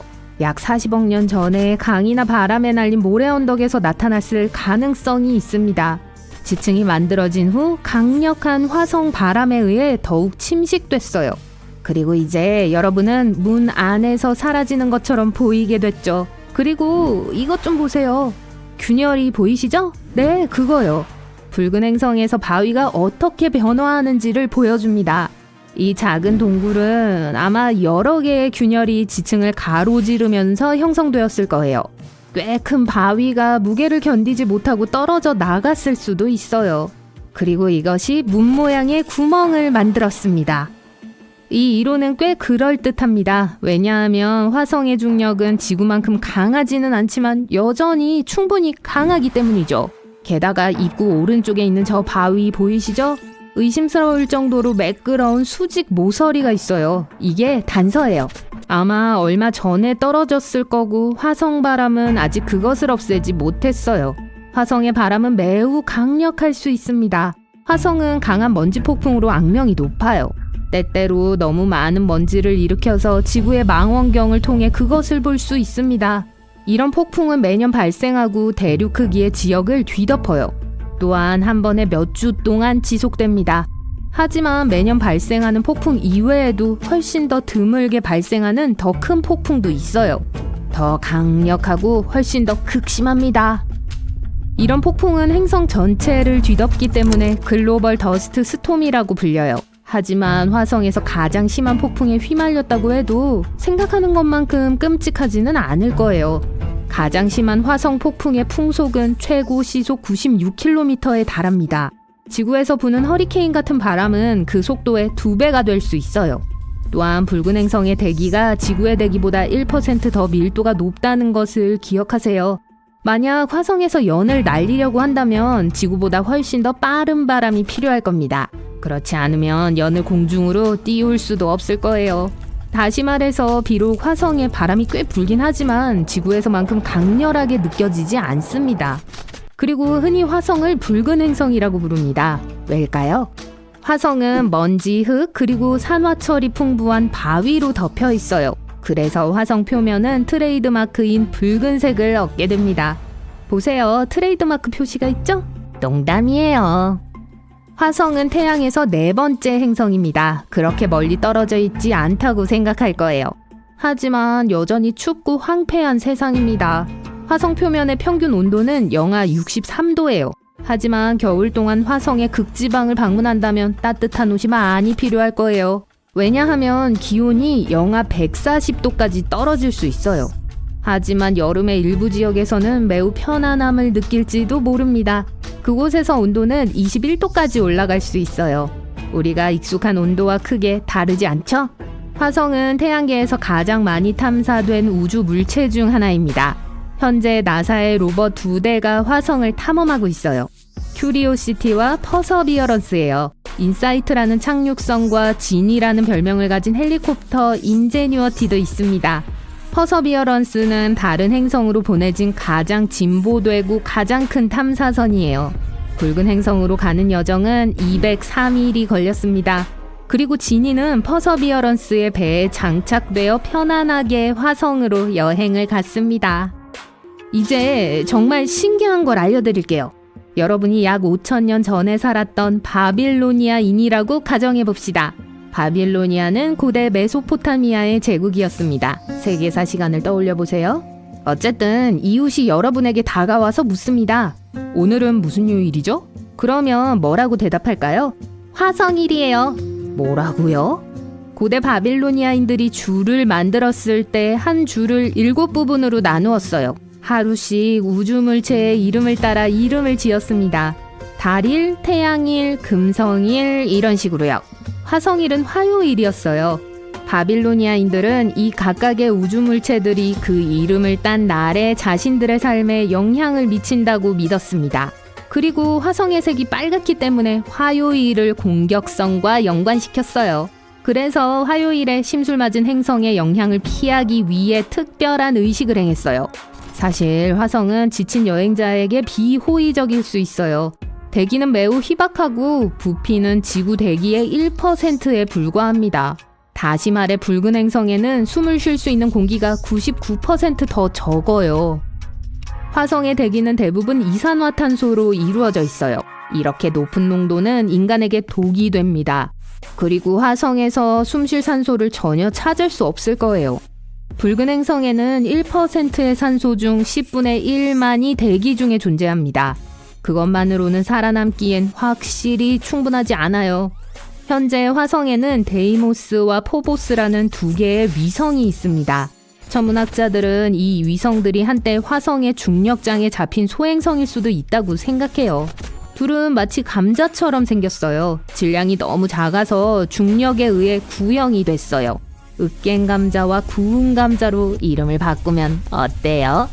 언젠가 화성은 고리를 갖게 될 겁니다. 앞으로 2천만 년에서 4천만 년 안에요. 그때도 밝은 면이 있을까요? 채널 고정하세요. 화성의 중력이 더 큰 위성 포보스를 파괴할 겁니다. 정말로 으깬감자가 되겠네요.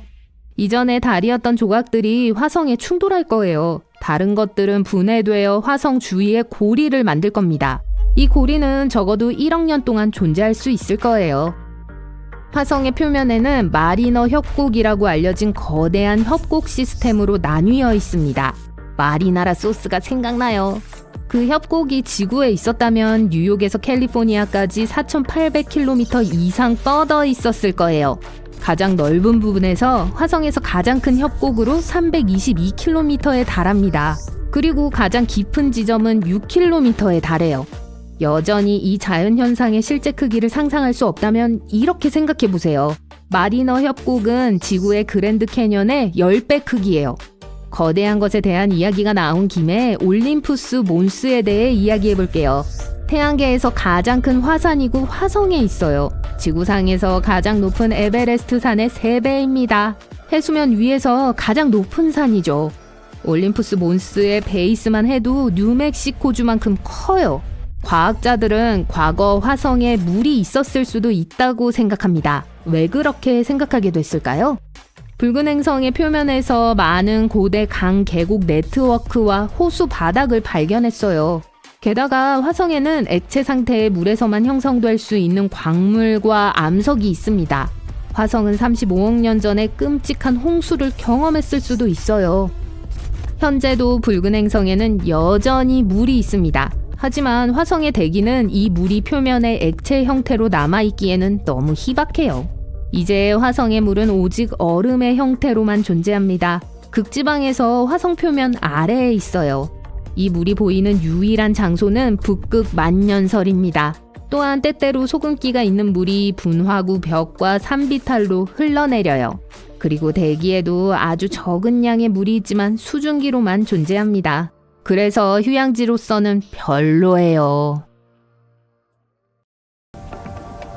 여러분은 달에 가는 로켓을 타요. 착륙하고 작업복을 입고 달 표면에서 물을 뽑아내는 지역 공장으로 출근하죠. 거기엔 연료 공장도 있어요. 수십 명의 사람들이 로버를 타고 넓은 지구에 자연 위성을 배회하고 있어요. 교대 근무가 끝나면 다시 로켓에 탑승해요. 일반 버스처럼 여러분을 집으로 데려다줘요. 이건 바로 나사가 계획하고 있는 겁니다. 그리고 이 프로젝트의 첫 단계는 프라임 1 미션이에요. 프라임은 극지 자원 얼음 채굴 실험의 약자예요. 임무는 2022년부터 시작돼요. 단계별로 알아보죠. 부스터 로켓과 2단 로켓이 발사대에 조립되어 있어요. 점화. 로켓의 엔진이 연료를 태우기 시작하고 우린 올라가요. 곧 로켓이 시속 38,600km에 도달해요. 그 속도면 뉴욕에서 런던까지 단 8분에 갈 수 있어요. 부스터가 연료를 다 쓰고 나면 도킹을 풀고 지구에 연착해요. 첫 번째 단계가 해제된 후 몇 초 후에 탑재체 캡슐이 엔진을 점화하면 두 번째 단계가 돼요. 로켓이 계속 위로 올라가게 되죠. 일단 궤도에 도달하면 탑재 캡슐이 열려요. 달 착륙선 노바-C를 방출해요. 세단만큼 길고 보통 사람 키보다 약간 더 넓은 원통의 우주선이에요. 이게 엔진을 켜고 여행을 시작해요. 먼저 착륙선은 지구 주위를 원을 그리며 돌아요. 이건 연료를 많이 낭비하지 않고 속도를 낼 수 있게 해주는 중력 조작이에요. 달 착륙선이 아직 궤도에 있기 때문에 지구의 중력에 영향을 미쳐요. 우주선이 떨어지는 것 같아 보여요. 하지만 우리 지구 표면이 아니라 궤도의 궤적을 따라서요. 지구를 한 바퀴 돈 후 착륙선은 궤적을 조정하고 달로 향해요. 날아가야 하는 거리는 38만 4천 킬로미터예요. 이건 지구를 9바퀴 반 돌거나 미 대륙 횡단을 93번 한 것과 같아요. 현대 우주선은 이 거리를 단 9시간 만에 주파할 수 있어요. 이건 뉴욕에서 로스앤젤레스까지 비행기로 가는 것보다 좀 더 걸리죠. 동시에 첫 우주 비행사들이 달에 착륙하는 데는 약 72시간이 걸렸어요. 곧 노바-C가 목적지에 가까워져요. 하강하면서 달 주위에 또 다른 원을 그려요. 과학자들이 이미 착륙하기에 완벽한 장소를 정해놨어요. 몇 가지 요구사항이 있죠. 우선 이 장소 표면 아래에 얼음이 존재할 수 있다는 징후가 있어야 해요. 둘째로 달 착륙선이 지구와 무선 통신을 유지할 수 있어야 해요. 이건 만약 착륙선이 달 뒷면에 있다면 불가능할 거예요. 최초의 우주 비행사들이 지구의 천연 위성 주위를 비행했을 때 통신이 몇 분간 끊겼어요. 우주선이 달의 그림자에서 나왔을 때 비로소 연결이 재개되었죠. 그리고 착륙의 마지막 조건은 햇빛이에요. 착륙선에는 과학 장비, 내장 컴퓨터, 통신 모듈에 동력을 공급해줄 태양 전지판이 있어요. 그래서 직사광선이 필요해요. 착륙선이 달 표면에 점점 가까워지고 있어요. 착륙 지점에 접근하면서 우주선이 속도를 줄여 이제 공중을 맴돌아요. 몇 초만 더 그리고 착륙했어요. 우주선이 연착했어요. 이제 표면을 뚫어야 할 때예요. 이걸 위해 착륙선에는 새로운 지형을 탐험하기 위한 레골리스와 얼음 드릴이라고 불리는 장치가 있어요. 간단히 말해서 1m 길이의 큰 드릴이에요. 거의 성인 다리만큼 길죠. 적당한 장소가 정해지면 장치가 달 토양으로 내려져요. 땅을 파는 데는 몇 가지 단계가 있어요. 착륙선은 드릴 구멍에서 흙을 꺼내기 위해 드릴을 여러 번 들어올려야 해요. 안 그러면 드릴 끝부분이 망가질 수 있어요. 다음, 착륙선은 토양 성분을 분석해야 해요. 이걸 위해 달 활동을 관찰하는 질량 분석기를 탑재하고 있는데 간단히 엠솔로라고 해요. 이 작업은 단순한 원리에 기초해요. 토양 입자를 이온화하거나 충전시켜 움직이게 해요. 그럼 이게 강한 자기장을 생성하는데 이게 전하 입자에 영향을 미쳐요. 궤적을 바꾸게 만들죠. 다른 물질, 그들의 분자, 그리고 원자들이 자기장에서 다르게 움직여요. 그래서 궤도의 변화를 분석함으로써 우린 각 입자의 질량과 전하를 확인할 수 있어요. 우리가 다음으로 해야 할 일은 멘델레예프 주기율표를 보고 샘플에서 어떤 원자를 찾을 수 있는지 보는 겁니다. 과학자들은 H2O, 물을 찾기를 희망하죠. 달의 남극은 드릴이 닿을 수 있는 곳에 얼음이 있기에 이상적인 장소예요. 적도는 무선 접촉을 유지하고 착륙선의 태양 전지판에 전력 공급하기에 좋은 장소죠. 하지만 이곳은 너무 뜨거워서 얼음이 없을 거예요. 착륙선에는 또한 달 호퍼도 운반되어 있어요. 이건 달 표면을 탐사하는 데 사용될 겁니다. 약 0.9kg의 짐을 나를 수 있어요. 과학자들은 또 5G 통신 기술을 시험해 볼 거예요. 착륙선에는 이를 위한 몇 가지 특수 모듈이 있어야 할 거예요.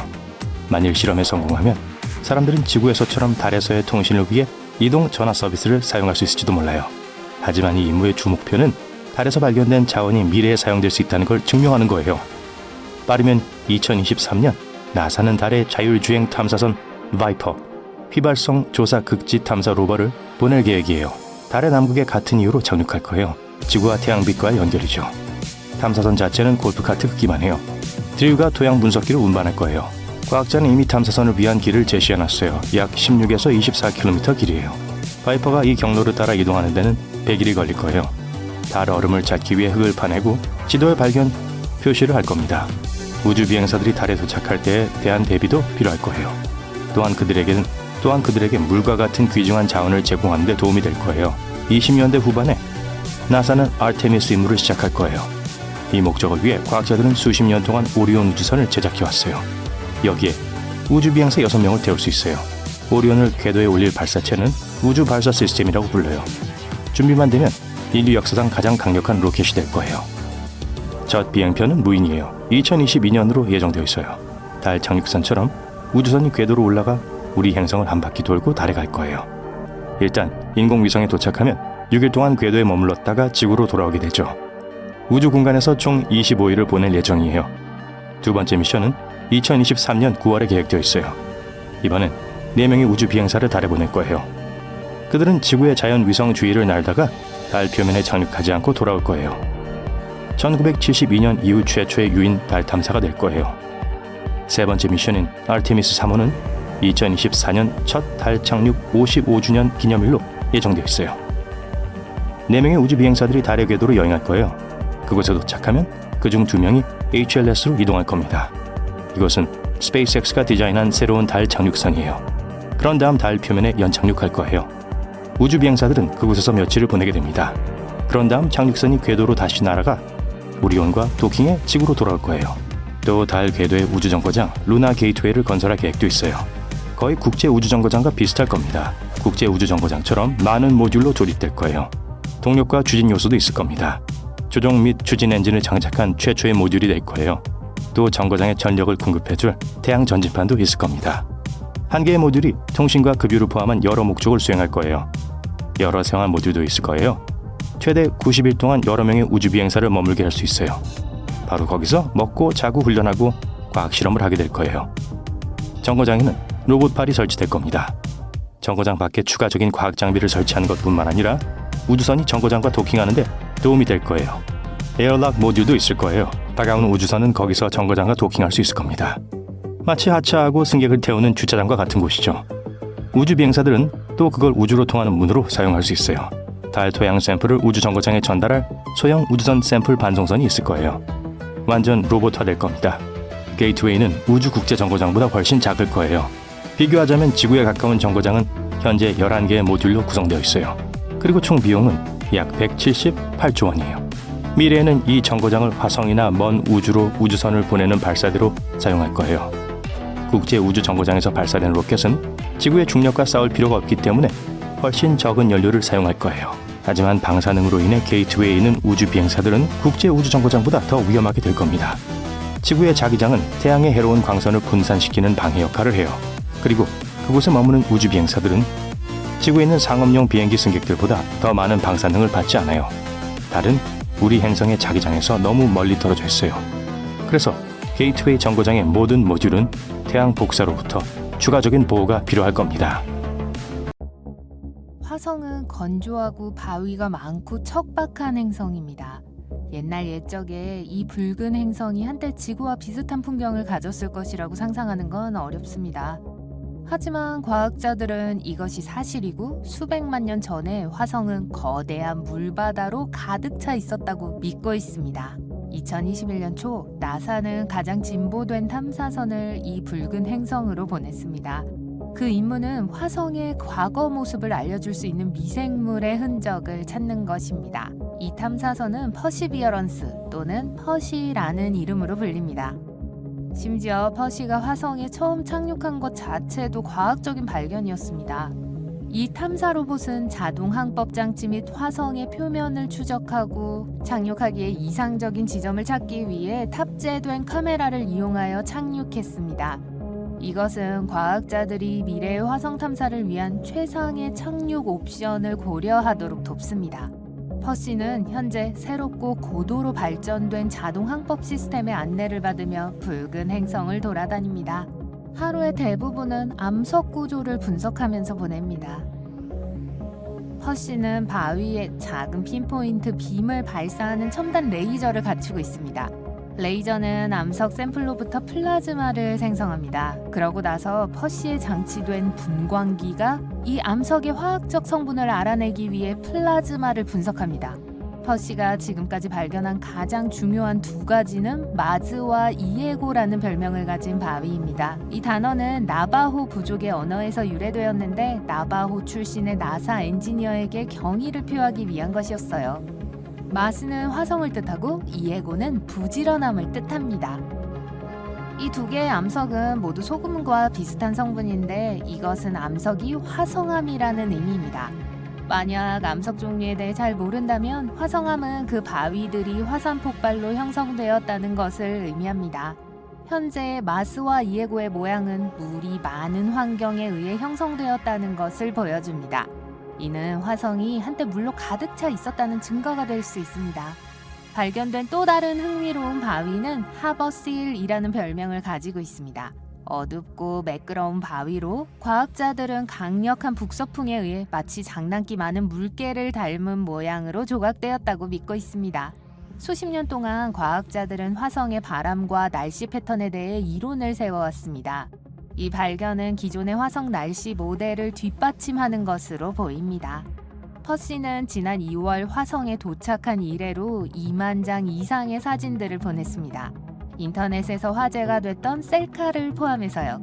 화성 탐사선으로부터 오디오 파일도 전송받았습니다.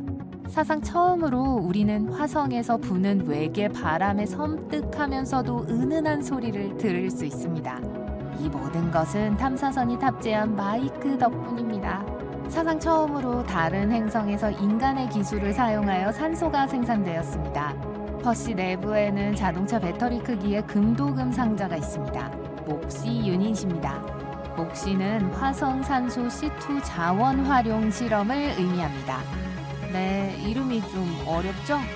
화성 대기의 95%는 이산화탄소로 이루어져 있습니다. 목시 장치는 이산화탄소를 확산시키고 복잡한 화학적 과정을 통해 산소로 바꿉니다. 이 유닛이 생산하는 산소량은 5g이지만 여전히 역사적인 사건입니다. 이것은 약 10분 동안 숨을 쉴 수 있는 공기예요. 또한 미래에 일어날 수 있는 일에 대한 좋은 징조입니다. 어쩌면 언젠가 목시가 화성의 인간 식민지를 지탱하기에 충분한 양의 산소를 처리할 수 있을지도 모릅니다. 현재 과학자들은 목시가 로켓 연료를 만들기에 충분한 산소를 생산하는 것에 더 집중하고 있습니다. 표준 크기의 현대식 우주선을 화성에서 발사하기 위해서는 7톤의 로켓 연료와 25톤의 산소가 필요합니다. 우주선이 지구에서 가져오기에는 너무 무거워요. 화성을 오가는 유인 임무가 있게 된다면 화성에서 연료를 만들 수 있는 어떤 방법이 필요합니다. 여러분 중 퍼시가 외로울까봐 걱정하는 분들이 계시다면 사실 퍼시는 화성에 특별한 동반자가 있어요.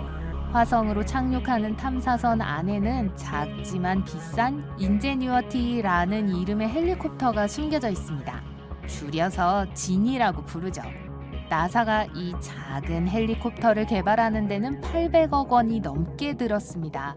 하지만 지니가 다른 세계에서 최초로 동력 드론 비행을 함으로써 역사를 만들었기 때문에 그 돈의 값어치를 톡톡히 해냈습니다. 지니는 엄청난 과학적 위협이었는데 엔지니어들은 행성 간 탐사 로봇 안에 들어갈 만큼 작으면서도 다른 행성에서 비행할 수 있을 만큼 충분히 강력한 헬리콥터를 설계하기 위해 고군분투했습니다. 지니의 성공 이후 과학자들은 현재 지구의 스마트 마이크로 드론 설계를 돕기 위해 이 특별한 헬리콥터로부터 데이터를 수집하고 있습니다.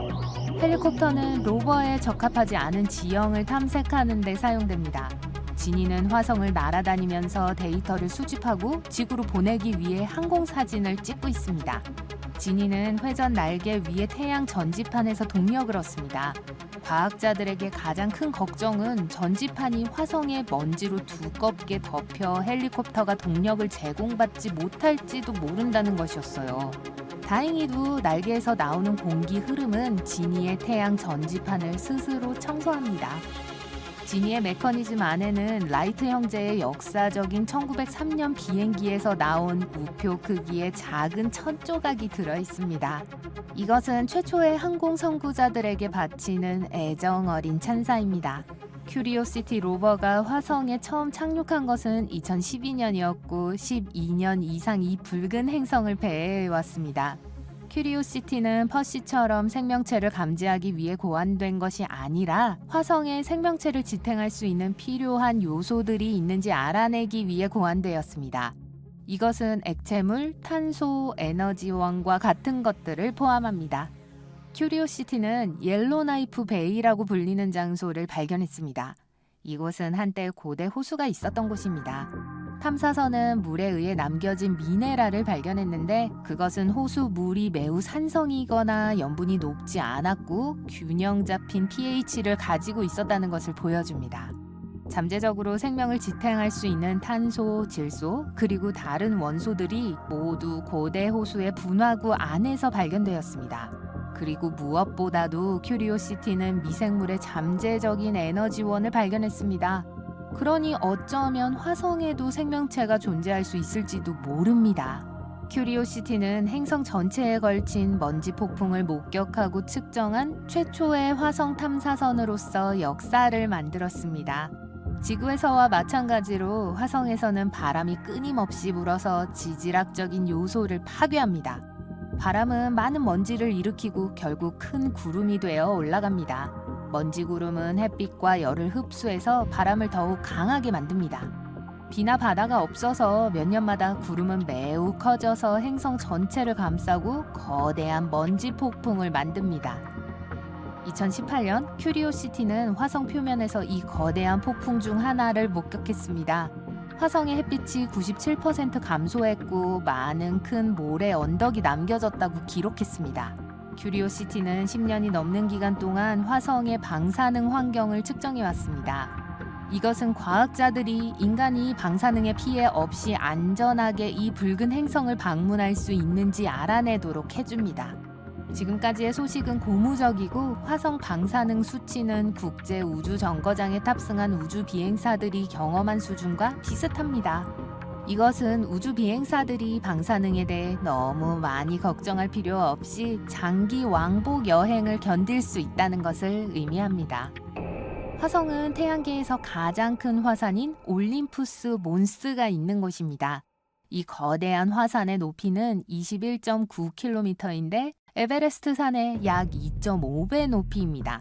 그 화산은 수백만 년 전에 형성되었는데 그때 화성은 용암을 행성 표면으로 뿜어내는 수많은 화산으로 가득 차 있었습니다.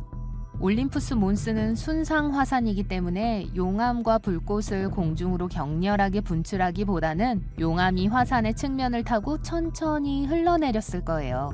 그래서 화산은 낮고 납작한 외관의 평균 경사가 겨우 5%입니다. 겨우 몇백만 년 된 올림푸스 몬스는 여전히 꽤 어린 화산입니다. 그래서 과학자들은 그것이 잠재적으로 여전히 활동적일 수 있다고 믿고 있습니다. 그래서 어쩌면 미래의 어느 시점에 폭발할 수도 있어요. 큐리오시티 탐사선은 지역 지질학뿐만 아니라 하늘에서 무슨 일이 일어나고 있는지도 기록합니다. 2021년 3월 자개구름이라고 이름 붙여진 빛나는 무지개 빛깔을 하늘에서 포착했습니다. 이 화려한 디스플레이는 모든 구름 입자의 크기가 거의 같을 때 일어납니다. 그것은 보통 구름이 형성된 직후에 발생합니다. 애리조나에 있는 그랜드 캐년은 로드 아일랜드 주보다 더 큽니다. 맨하튼 전체를 그 안에 넣을 수 있어요. 너무 거대해서 고유한 기후까지 있습니다. 하지만 이렇게 거대한 계곡은 그랜드 캐년뿐이 아니에요. 마리너 계곡은 훨씬 더 큽니다. 화성에 있는데 화성 둘레의 거의 4분의 1을 차지하고 그랜드 캐니언의 10배 길이인데다가 낙하산을 타고 들어갈 수 있을 정도로 아주 깊습니다. 카세이 계곡도 화성에 있어요. 일련의 협곡으로 이루어져 있는데 고대 거대한 화성 홍수가 있었던 곳일 수 있어요. 화성 전역에는 거대한 운하와 협곡이 있습니다. 티우 계곡은 연구원들이 고대 화성 물과 끓어오르는 화산 용암 사이에 웅장한 전투가 있었다고 생각하는 곳입니다. 누가 이었는지 알 수 있을 것 같네요. 마찬가지로 인상 깊은 또 한 곳은 아레스 계곡입니다. 알려진 가장 긴 수로입니다. 화성에 거대한 수로, 강, 홍수, 평원이 있다고 생각하면 이상할 수도 있지만 초기 화성은 따뜻하고 습한 기후였을지도 몰라요. 현재 화성은 끝없이 시야가 닿는 곳마다 말라버린 협곡이지만요.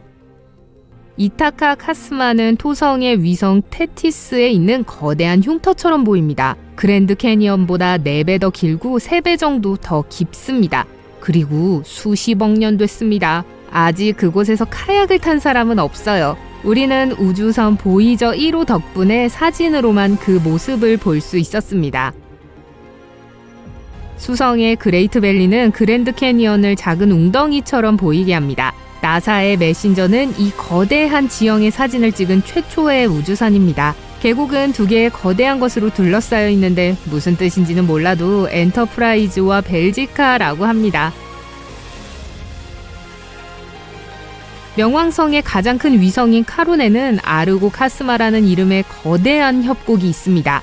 명왕성이 더 이상 행성으로 불리지 않긴 하지만 여전히 거대한 협곡을 자랑하고 있어요. 지구에서도 그랜드 캐니언에 버금가는 몇몇 경쟁 상대가 있습니다. 얄룽 창포 계곡은 지구상에서 가장 깊은 계곡입니다. 티베트 히말라야에 있는데 어떤 사람들은 그것을 계곡의 에베레스트라고 부릅니다. 그 안에 2000층짜리 건물이 들어갈 수 있을 정도예요. 인더스강 협곡은 크고 매우 험합니다. 파키스탄에 있고 그 안에 축구장 3개를 쌓을 수 있어요. 아시아에서 가장 큰 강 중 하나인 인더스강이 이곳을 지나며 수염고래와 안락 돌고래의 서식지이기도 합니다. 페루의 콜카 캐니언은 마추픽추에서 짧지만 미친 듯이 울퉁불퉁한 길로 버스를 타고 갈 수 있는 거리에 있어요. 세계에서 가장 큰 하늘을 나는 새인 안데스 콘도르의 서식지이기도 합니다. 날개 폭이 무려 3m나 되죠. 히말라야 산맥에 있는 네팔에는 경치가 뛰어난 칼리 간다키 계곡이 있습니다. 아무도 정확히 얼마나 깊은 곳까지 내려가는지 모르지만 아마 그랜드 캐니언보다 5배 정도 깊을 거예요. 이곳은 모든 조건을 갖추고 있어요. 험한 지형, 희박한 공기, 외부 세계와 고립되어 있죠. 그러니까 조심하세요. 오직 경험 많은 등산객들만 들어갈 수 있어요. 북멕시코에 있는 코파 캐니언은 단지 재미삼아 마라톤이나 심지어 더블 마라톤을 뛰는 세계적으로 유명한 사람들이 있는 곳입니다. 6개의 협곡이 이어져 있고 가장 넓은 부분에는 멕시코에서 가장 높은 폭포 2개가 있습니다.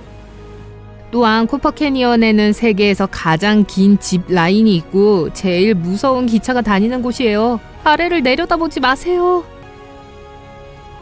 심지어 미국에도 그랜드 캐니언보다 더 깊지만 덜 알려진 협곡이 있는데요. 바로 헬스 캐니언입니다.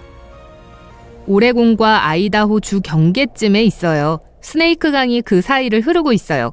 헬스 캐니언은 세븐 더블 마운틴의 본거지이기도 합니다. 킹스 캐니언은 요세미티 국립공원 지역에 있습니다. 그랜드 캐니언보다 1.5배 정도 깊습니다. 이 근처에는 지구상에서 2번째로 큰 나무인 제너럴 그랜트가 있습니다. 호주에서 가장 큰 협곡은 캐퍼티 캐니언인데 그곳에 가면 돈을 벌게 될 수도 있어요. 수년 동안 운 좋은 자전거 여행객들과 야영객들은 캐퍼티 강둑에서 원석을 발견했습니다. 운이 좋다면 여러분도 약 2000년 된 멋진 암석을 볼 수 있을 거예요. 호도협은 동화에 나오는 장소처럼 들립니다. 하지만 실제로 존재하는 아주 깊고 꽤 무서운 곳이죠. 전설에 따르면 호랑이가 쫓기다가 강 한가운데 완벽하게 위치한 바위의 도움으로 계곡 밑바닥을 흐르는 강을 뛰어넘었다고 합니다. 그레이트 리프트 밸리는 그랜드 캐니언보다 15배 더 깁니다. 그럼 한 2조 킬로미터쯤 되나요? 2개의 대륙을 통과하고 약 30개의 호수가 있습니다. 심지어 우주에서도 볼 수 있으니까 만약 우주에 가게 되거든 그 기회를 놓치지 마세요. 코타우아시 협곡은 정말 매우 깊습니다. 익스트림 래프팅, 카약, 등산의 제격이고 물론 모기들의 활보도 장난이 아닙니다. 세계 기록을 보유하고 있다고 확신하는 티벳의 한 협곡이 있어요. 폴룽트 상포 캐니언을 찾아보세요. 어떤 이미지도 찾지 못할 거예요. 2021년에 말도 안 되죠? 거기에 뭐가 있을까요? 아마도 그냥 강과 계곡일 거예요. 콜롬비아의 치카모차 캐니언은 그랜드 캐니언만큼 깊습니다. 익스트림 스포츠의 천국이죠. 짚라이닝, 카누, 패러글라이딩, 심지어 케이블카도 극단적인데 25분 거리로 아주 가파릅니다. 그린랜드 아래에는 그린랜드 그랜드 캐니언이 있는데 수백 킬로미터로 이어져 있어요. 녹은 빙산에서 나온 물이 협곡을 통과합니다. 실제로 이곳을 발견한 건 나사였어요.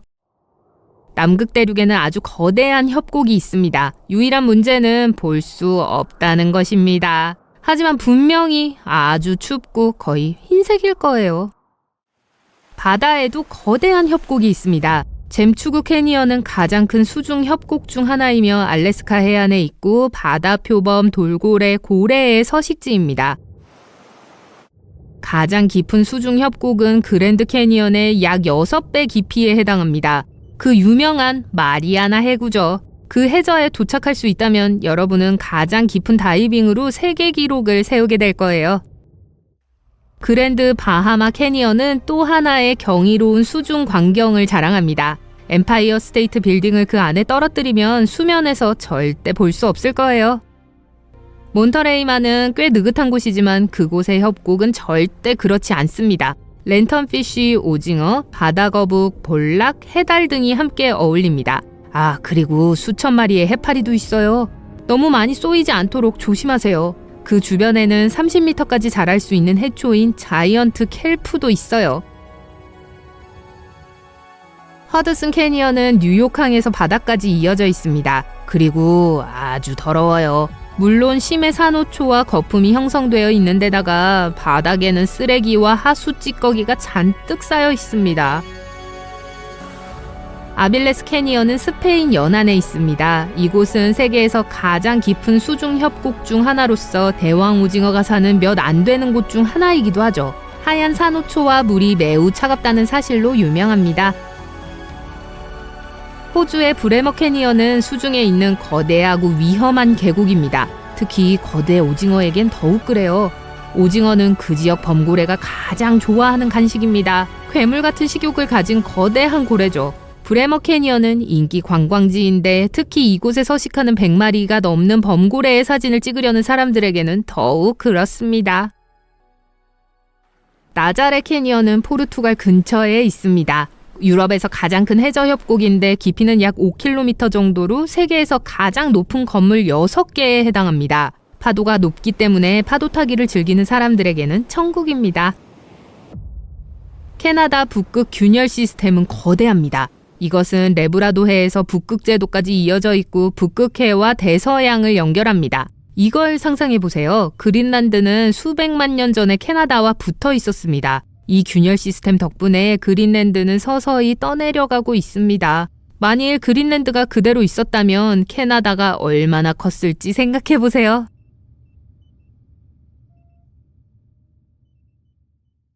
여러분은 카메라와 함께 말 그대로 지구의 모든 곳을 방문했습니다. 에베레스트 산 정상과 마리아나 해구 바다까지요. 나일강, 나이아가라 폭포, 사하라 사막, 그랜드 캐니언, 그리고 100만 개의 다른 아름다운 장소들을 모두 봤습니다.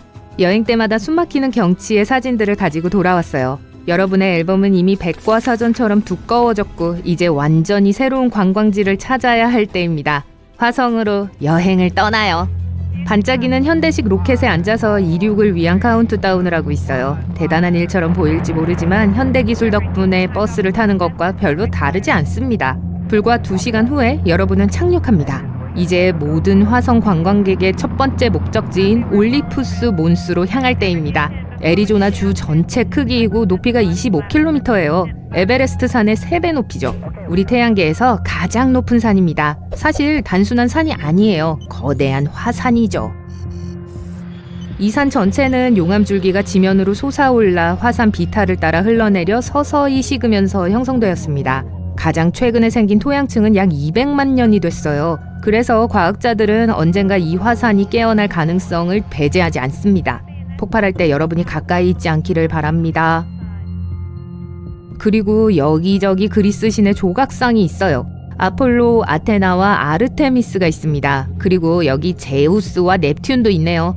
신화에 따르면 이 신들은 그리스의 올림푸스 산에 살았습니다. 물론 자연적인 건 아니에요. 사람들은 더 많은 관광객들을 끌어들이기 위해 기념비를 세웠어요. 심지어 제우스를 기리며 번개 티셔츠를 살 수 있는 기념품 가게도 많이 있습니다.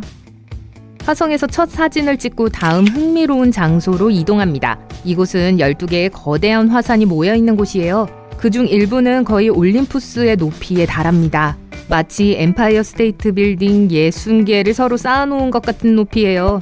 그렇게 높은 이유는 화성은 지구보다 중력이 훨씬 약하기 때문입니다. 화산은 아래로 밀어내리는 힘이 많지 않기 때문에 우리가 지구에서 볼 수 있는 그 어떤 것보다 훨씬 더 커질 수 있어요. 여러분은 전에 없이 더 가볍게 느껴지고 지구에서보다 3배나 무거운 물체를 들어 올릴 수 있습니다. 3m 상공으로 점프해보면 화산이 왜 그렇게 큰지 쉽게 알 수 있어요. 이 화산들은 거의 20억 년 동안 분출되어 왔습니다. 거의 지구 나이의 절반에 해당해요. 화산들이 그렇게 키가 커진 또 다른 이유이기도 하죠. 찰칵! 사진을 찍고 나서 다음 관광지 마리너 계곡을 탐색하기 위해 탐사선에 탑승합니다. 이곳은 세계에서 가장 큰 협곡입니다. 뉴욕에서 마이애미까지의 거리보다 더 길어요. 그리고 지구에 있는 그랜드 캐니언보다 4배 더 큽니다. 우리는 어떻게 만들어졌는지 정확히 알지 못하지만 용암이 지하로 움직일 때 지각이 위로 밀렸기 때문이라고 추측하는 게 가장 그럴듯한 이론입니다. 시간이 흐르면서 이 골짜기는 마리너 계곡의 거대한 협곡으로 성장했습니다. 다음 목적지는 샤이도니아입니다. 이곳에서 볼만한 것은 사람의 얼굴을 한 거대한 바위입니다. 1976년 화성 표면에서 찍은 사진에서 사람들의 얼굴을 분명히 알아볼 수 있었어요. 사람들은 즉시 어떻게 그것이 여기에 나타날 수 있었는지에 대해 수천 가지 이론을 내놓았습니다. 재미있는 이론과 추측은 새로운 사진이 2011년에 등장하면서 끝이 났습니다. 이 더 선명한 사진은 눈, 코, 입이 처음 사진의 저화질 이미지에서는 분간할 수 없었던 그림자였을 뿐이라는 걸 보여주었습니다. 사실은 그저 언덕이었어요. 훨씬 덜 흥미로운 클로즈업이었어요. 다음 장소를 방문하려면 따뜻한 자켓을 입으세요. 이곳은 북극입니다. 여기는 바람이 많이 부니까 카메라를 꼭 잡으세요. 눈에 보이는 얼음은 이산화탄소로 아주 낮은 온도 때문에 그렇게 보입니다. 여기는 기온이 영하 143도까지 내려갈 수 있어요. 이 추운 곳과 북극은 화성 전체에 강한 바람을 일으키는 원인이에요. 그리고 남극에는 간헐천도 있어요. 봄이 돼서 따뜻해지면 이산화탄소 먼지가 모래와 함께 표면으로 분출됩니다. 빨리 카메라에 담으세요. 다양한 연구에 따르면 두꺼운 얼음층 1.6km 아래에 델라웨어만 크기의 넓은 지하 호수가 있다고 합니다. 게일 분화구로 이동합니다. 이곳은 2012년 큐리오시티 탐사선이 착륙한 곳입니다. 여기 복제품이 있어요. 이 작은 탐사선은 수년 동안 화성 표면을 연구해왔고 증발된 물의 흔적을 발견했습니다. 그러니까 과거 화성에 생명체가 살았다는 의미죠. 탐사선은 또한 메탄가스뿐만 아니라 유기 분자의 많은 증거를 발견했습니다. 미생물과 다른 생물로부터 유래한 것일 수도 있지만 아직 확신할 수 있을 만큼 잘 알지 못합니다. 화성 생명체의 존재는 확인되지 않았지만 어느 순간 진짜 화성인이 살았을지도 모른다고 생각하니 흥분돼요. 큐리오시티를 팔에 아는 것처럼 하고 셀카를 찍습니다. 좋아요. 화성 택시가 여러분을 기다리고 있고 여러분은 메두사 포시로 향합니다.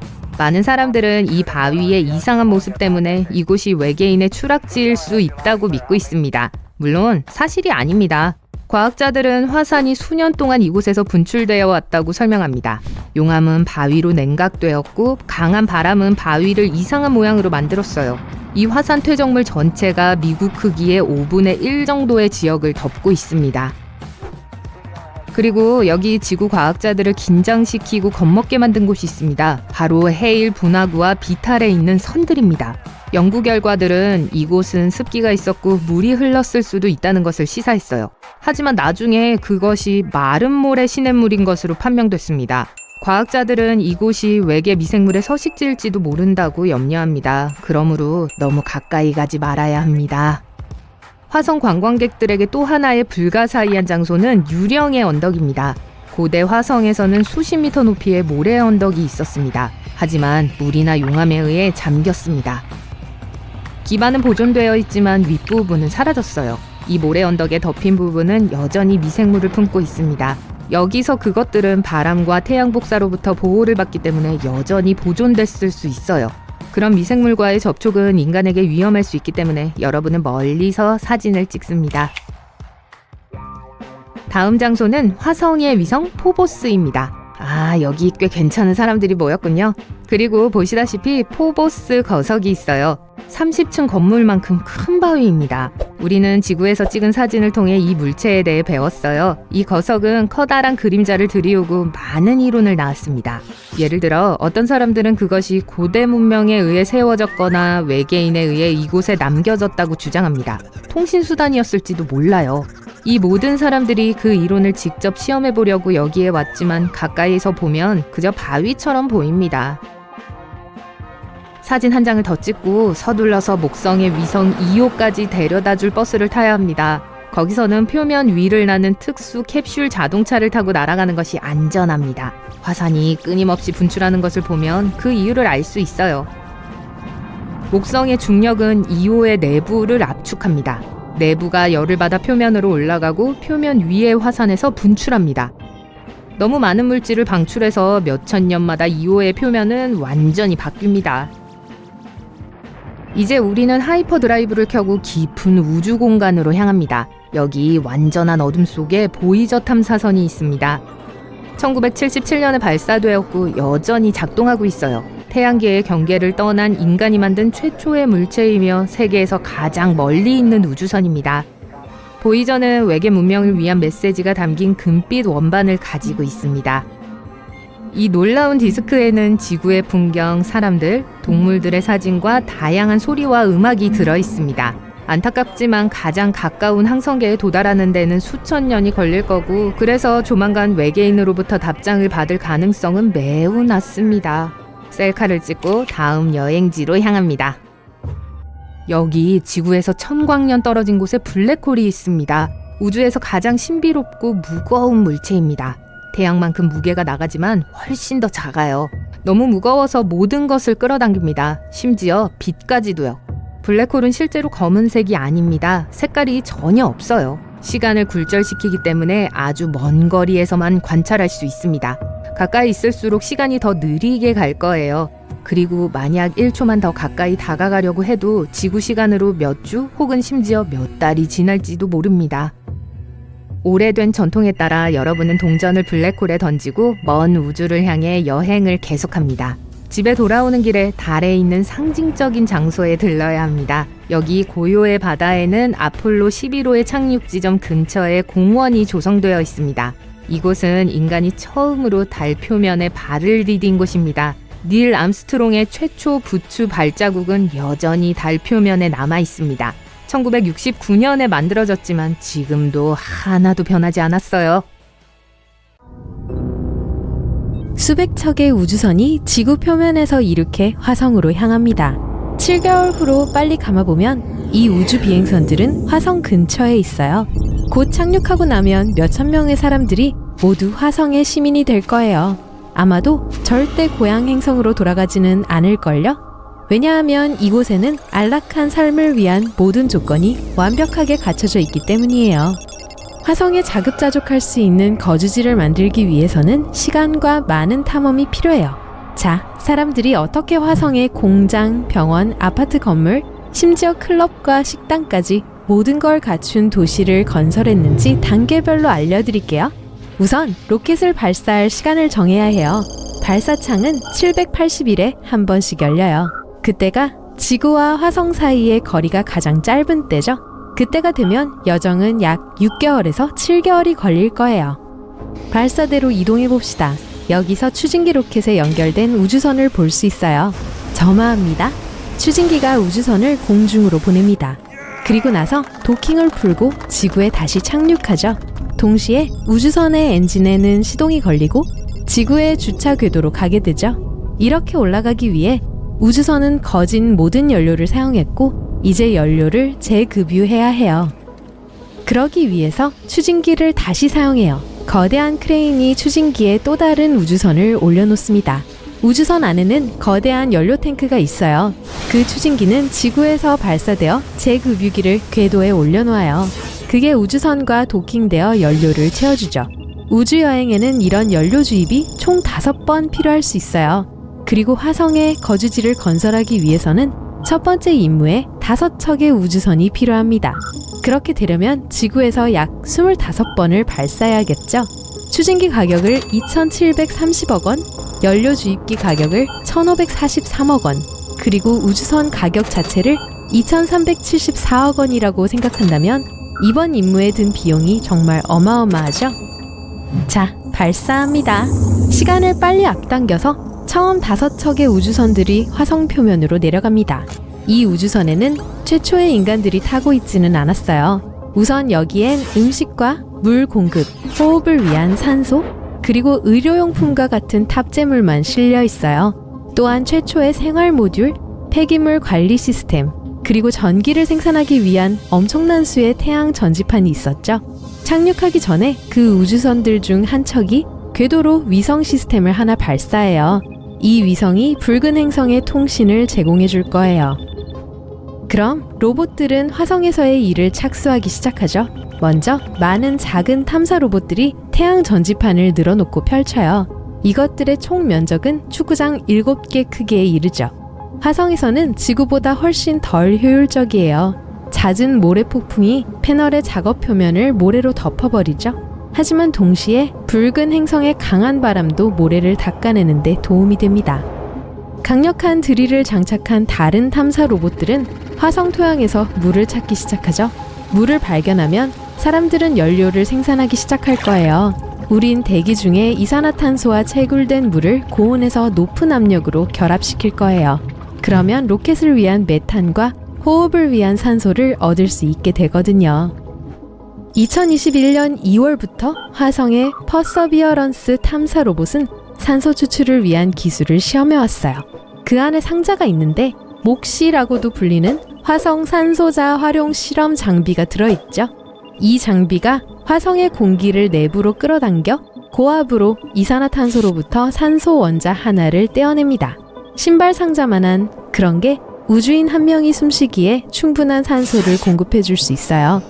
그러나 같은 메커니즘을 가졌지만 커다랗게 공장 크기로 만든다면 전체 거주지에 산소를 생산하고 나머지를 화성 대기로 방출시킬 수 있을 거예요. 또 다른 탐사 로봇 그룹들은 화성을 거주지로 만들 다음 단계를 준비하기 위해 화성 표면을 착륙지대로 바꾸기 위해 일하고 있어요. 이때쯤이면 화성의 로봇 인구들이 2년 2개월 동안 이 작업을 해왔을 거예요. 그리고 지구상의 사람들은 새로운 비행창이 열리기를 기다리고 있고요. 이때는 5개가 아니라 12척의 우주선이 화성으로 갈 거예요. 그중 10척은 많은 과학 장비와 3D 프린터뿐만 아니라 건설 자재, 연료, 그리고 다른 물품들을 운반하는 화물선이에요. 다른 2척의 배에는 최초의 행성 간 우주 비행사들이 타고 있을 거예요. 드디어 문이 열리고 30명의 영웅들이 역사상 처음으로 화성 표면에 발을 디디게 되죠.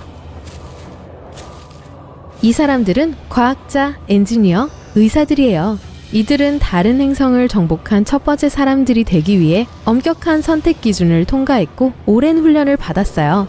그리고 이 사람들은 왕복 티켓을 가지고 있는 게 아니에요. 화성에 2년 동안 머물러야 하거든요. 우주 비행사들은 자신들의 우주선에 살면서 화성의 특이한 조건에 익숙해지려고 노력해야 해요. 이곳의 온도는 마이너스 26도 정도입니다. 또 화성의 중력은 우리 고향 행성보다 2.5배 약해요. 그러니까 여기 있는 사람은 2배 더 높이 점프할 수 있고 더 무거운 물체를 들어 올릴 수 있다는 뜻이죠. 하지만 인간 몸에 있는 근육들은 그러한 차이에 익숙해지는데 어려움을 겪어요. 그래서 우주 비행사들은 풀타임으로 일할 수 없어요. 이들이 가장 먼저 하는 일은 화물선에서 짐을 내리고 생명 유지 시스템을 배치하는 거예요. 어떤 사람들은 화성 토양을 3D 프린터를 위한 재료로 바꾸는 실험을 하고 있죠. 다른 사람들은 온실을 설치하고 식물을 키우기 위해 토양을 경작하고 있어요. 로봇들이 이곳으로 가져온 인간 폐기물 재활용 시스템은 식물을 위한 비료를 만드는 데 사용돼요. 2년 2개월이 더 흘렀네요. 우주선이 발사되고 있네요. 지구에서가 아니라 화성에서요. 30명의 우주 비행사들이 임무를 마치고 집으로 가는 중이에요. 화성에서 우주선이 이륙하는 것은 더 쉬워요. 왜냐하면 이곳의 중력의 힘이 덜하니까요. 동시에 우주선들이 지구에서 발사되어 화성으로 거의 100명의 새로운 주민과 더 많은 화물이 날아가고 있어요. 이 우주 비행대가 화성에 도착하면 우주 비행사들은 이곳에서 처음으로 재배된 음식을 맛볼 수 있어요. 3D 프린터들이 화성에 집을 짓기 시작해요. 화성의 토양과 식물 폐기물로 외곽 뼈대를 프린트하죠. 이 뼈대들은 태양 복사와 강한 바람으로부터 주거지를 보호해 줄 거예요. 그리고 사람들은 뼈대 안에 영구적인 집을 지을 거예요. 이 집은 부풀릴 수 있고 우주선으로부터 직접 가져온 모듈들을 갖추고 있죠. 이 집들은 주거 공간, 연구 공간, 통신센터 등을 갖추고 있어요. 다음 비행창이 다시 열릴 때까지 공사가 2년 더 진행됩니다. 몇몇 우주인들은 화성을 떠나지만 점점 더 많은 사람들이 매 새로운 임무를 가지고 이곳으로 오죠. 이 사람들은 더 이상 우주선 안에서 살지 않아요. 편안한 지하주택과 3D 프린터로 인쇄된 대피소가 있거든요. 대부분의 음식은 이미 화성에서 생산되고 있어요. 새로운 세대의 로봇은 농부들과 함께 일을 해요. 다른 로봇들은 계속 증가하는 인구를 수용하기 위해 훨씬 더 많은 집을 짓는 데 도움을 주고 있습니다. 2년이 더 지났어요. 다양한 우주기관들이 화성으로 임무를 발사시키죠. 더 많은 사람들, 더 많은 과학 장비들, 그리고 심지어 물고기가 있는 수족관도 있어요. 2035년 화성과 지구는 기록적으로 가까운 거리에 있어요. 그래서 사람들은 우주 비행사와 건설 자재를 실은 거대한 함대를 보내죠. 이 무렵 인간의 거주지는 서로 연결되어 있는 돔이 많이 있는 작은 도시처럼 보여요. 그곳의 주민들은 이미 집, 실험실, 공장 사이를 이동하기 위한 지하 터널망을 건설하기 시작했어요. 최초의 병원도 지었죠. 2년 후 화성의 인구는 1,500명에 달하게 되었어요. 이 사람들 거의 모두가 이 행성의 영구 거주자가 될 거예요. 4년 후 2개의 발사창이 더 열렸고 첫 번째 레스토랑이 문을 열어요. 또 원자력 발전소를 건설하기 시작했어요. 일단 공사가 끝나면 화성인들은 더 이상 지구로부터의 지속적인 보급이 필요하지 않을 거예요. 위에서 보면 거주지는 작은 마을처럼 보이죠? 식량이 재배되고 있는 농업구역, 생활구역, 공장구역이 있어요. 그리고 각각의 새로운 임무와 함께 사람들은 점점 더 많은 태양 전지판을 가져오죠. 이제 이 거주지의 총 면적은 수십 개의 축구장에 맞먹어요. 모든 것들은 우주 비행사들이 편안함을 느낄 수 있게 해줍니다. 또 지구로부터의 식량 공급을 기다릴 필요가 없어요. 화성에 인류가 살기 시작한 지 20년 후에요. 인구는 현재 약 3만 명입니다. 일꾼들이 화성으로 가족을 데려오기 시작해요. 최초의 학교도 지어졌어요. 30년입니다. 인구는 이미 10만 명이 넘었어요. 거주지의 기반 시설로도 완전 자급자족할 수 있게 되었어요. 사람들은 충분한 음식을 생산하고 충분한 연료와 산소를 얻을 수 있어요.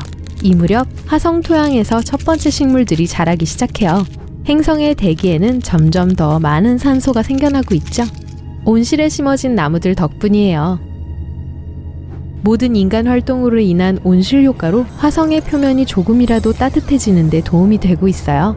하지만 사람들은 여전히 밖에 나갈 때는 우주복을 입어야 합니다.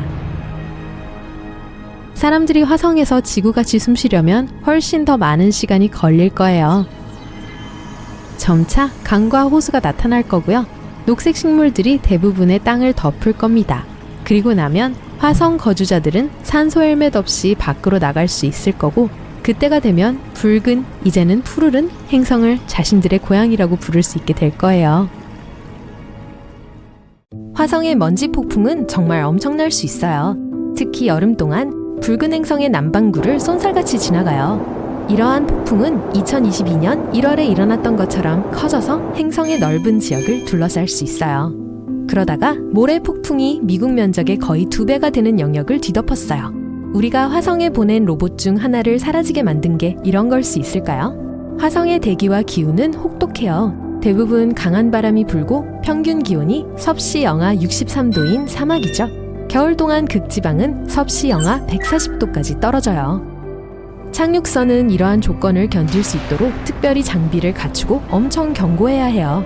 하지만 연구원들은 비글 2호가 붉은 행성으로의 어려운 여행을 감당할 수 있을 거라고 생각했죠. 2003년 6월 2일 한 연구팀이 우주로 보내려고 했던 개척용 로봇 중 하나를 준비했어요. 이것은 비글 2호라고 불리는 작고 컴팩트한 착륙선이었어요. 이것의 임무는 화성에 착륙하여 세계가 지금 수십 년 동안 적극적으로 탐사 중인 붉은 행성의 생명체를 찾는 것이었어요. 착륙은 12월 25일이었지만 신호가 안 왔어요. 팀은 우주선과 접촉하려고 노력했어요. 하지만 어느 순간 다 할 수 없다는 걸 받아들여야 했어요.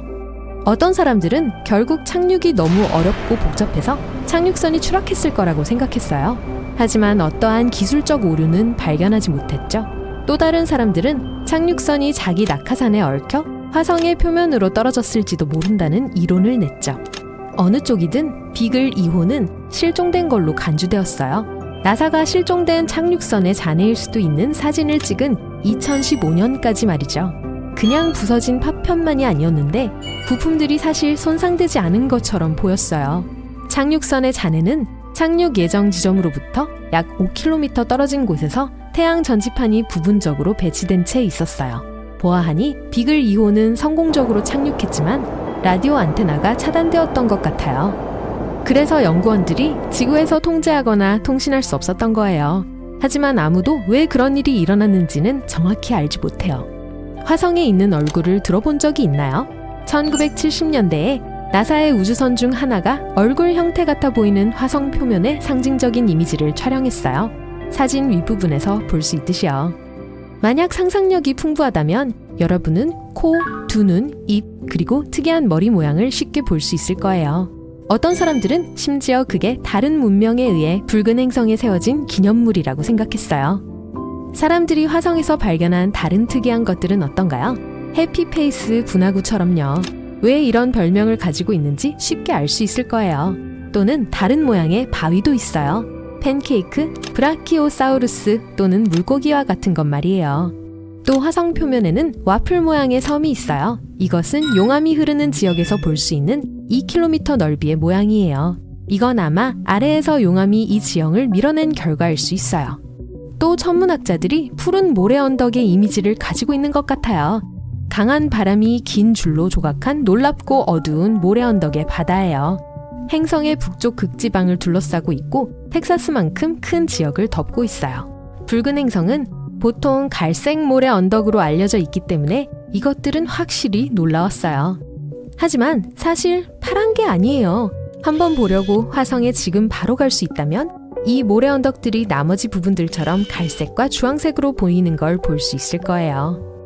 그리고 그 사진은 적외선 촬영 이미지예요. 과학자들은 종종 그 차이를 강조하기 위해 적외선 촬영을 사용해요. 예를 들어 여기서는 깊이의 차이예요. 또 화성에서 가장 큰 계곡은 너무 커서 우리의 그랜드 캐니언을 아침 식사로 먹을 수 있어요. 이것은 마리너 계곡이라고 불리는 4,000km 길이의 매력적인 협곡 시스템이에요. 그리고 그랜드 캐니언의 10배 이상 길어요. 만약 이 화성 협곡을 쭉 펼 수 있다면 미국 전체 해안에서 해안까지 닿을 거예요. 화성에는 활발한 판 구조가 있지 않기 때문에 이 협곡이 어떻게 형성되었는지 아무도 확실히 몰라요. 한 이론에서 화성의 반대편에 위치한 올림푸스 몬스를 포함하고 있는 화산 산맥이 이 행성의 반대편에서 지각을 구부려지게 했다고 해요. 이 강력한 힘은 화성 지각의 균열을 일으켰을 뿐만 아니라 표면 아래에 있는 엄청난 양의 물을 활성화시켰어요. 이 물이 흘러나와 바위를 깎아냈어요. 그 힘은 빙하도 활성화시켰어요. 그리고 아마도 이 거대한 협곡 시스템에 새로운 길을 만들었을지도 몰라요. 가장 강력한 폭발은 30억에서 40억 년 전에 일어났을 수 있는데 화성 표면의 화산은 약 5만 년 전에 폭발했을 수 있어요. 하지만 오늘날 이 행성에는 활화산은 없어요. 행성이 형성되는 동안 내부에 저장된 대부분의 열은 사라졌어요. 그래서 지금 녹은 암석이 표면에 닿기에는 화성의 외부 지각이 너무 두꺼워요. 하지만 오래전 분출이 거대한 화산을 형성했어요. 그리고 이 화산들은 아마도 화성의 표면으로 홍수를 방출한 얼음 퇴적물을 녹이는데 중요한 역할을 했을 거예요. 화성은 지구의 1% 미만의 대부분은 이산화탄소인 가스 용량을 가진 얇은 대기를 갖고 있어요.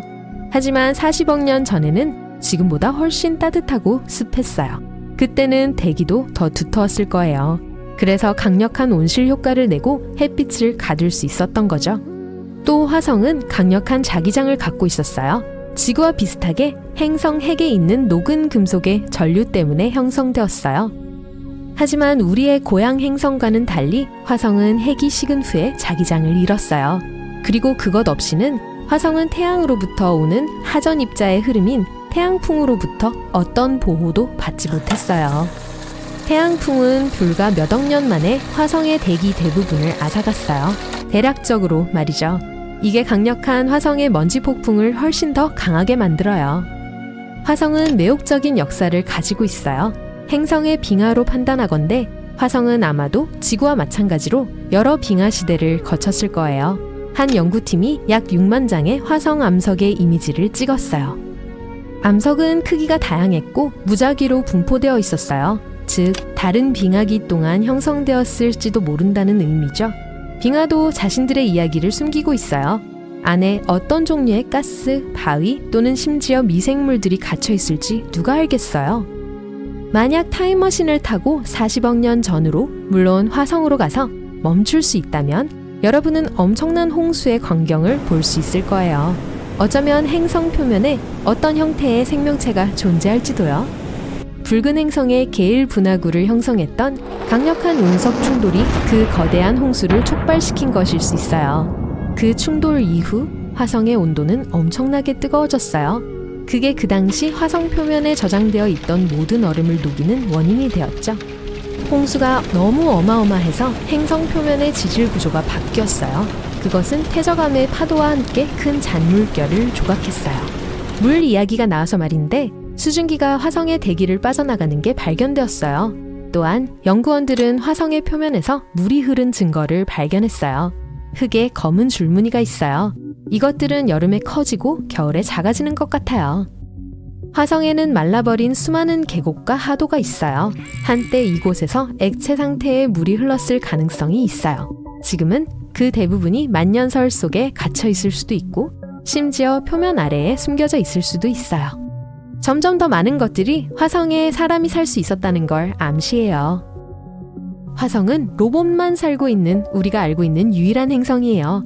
5대의 탐사선이 화성의 인구를 구성하고 있죠. 그것들은 퍼서비어런스, 오퍼튜니티, 스피릿, 소저너, 그리고 큐리오시티호예요. 이 로봇들은 사진도 찍고 토양과 공기 샘플을 가져오고 심지어 붉은 행성의 생명체를 찾기 위해 그곳에 있어요. 그리고 언젠가 우리가 그들과 화성에서 재회할지도 몰라요. 누가 알겠어요? 아, 그리고 그나저나 정말 여러분이 타임머신을 타고 40억 년 전에 가서 멈출 수 있다면 화성에서 제가 여러분에게 점심을 사주고 그것에 대해 이야기하고 싶어요. 제가 대접할게요.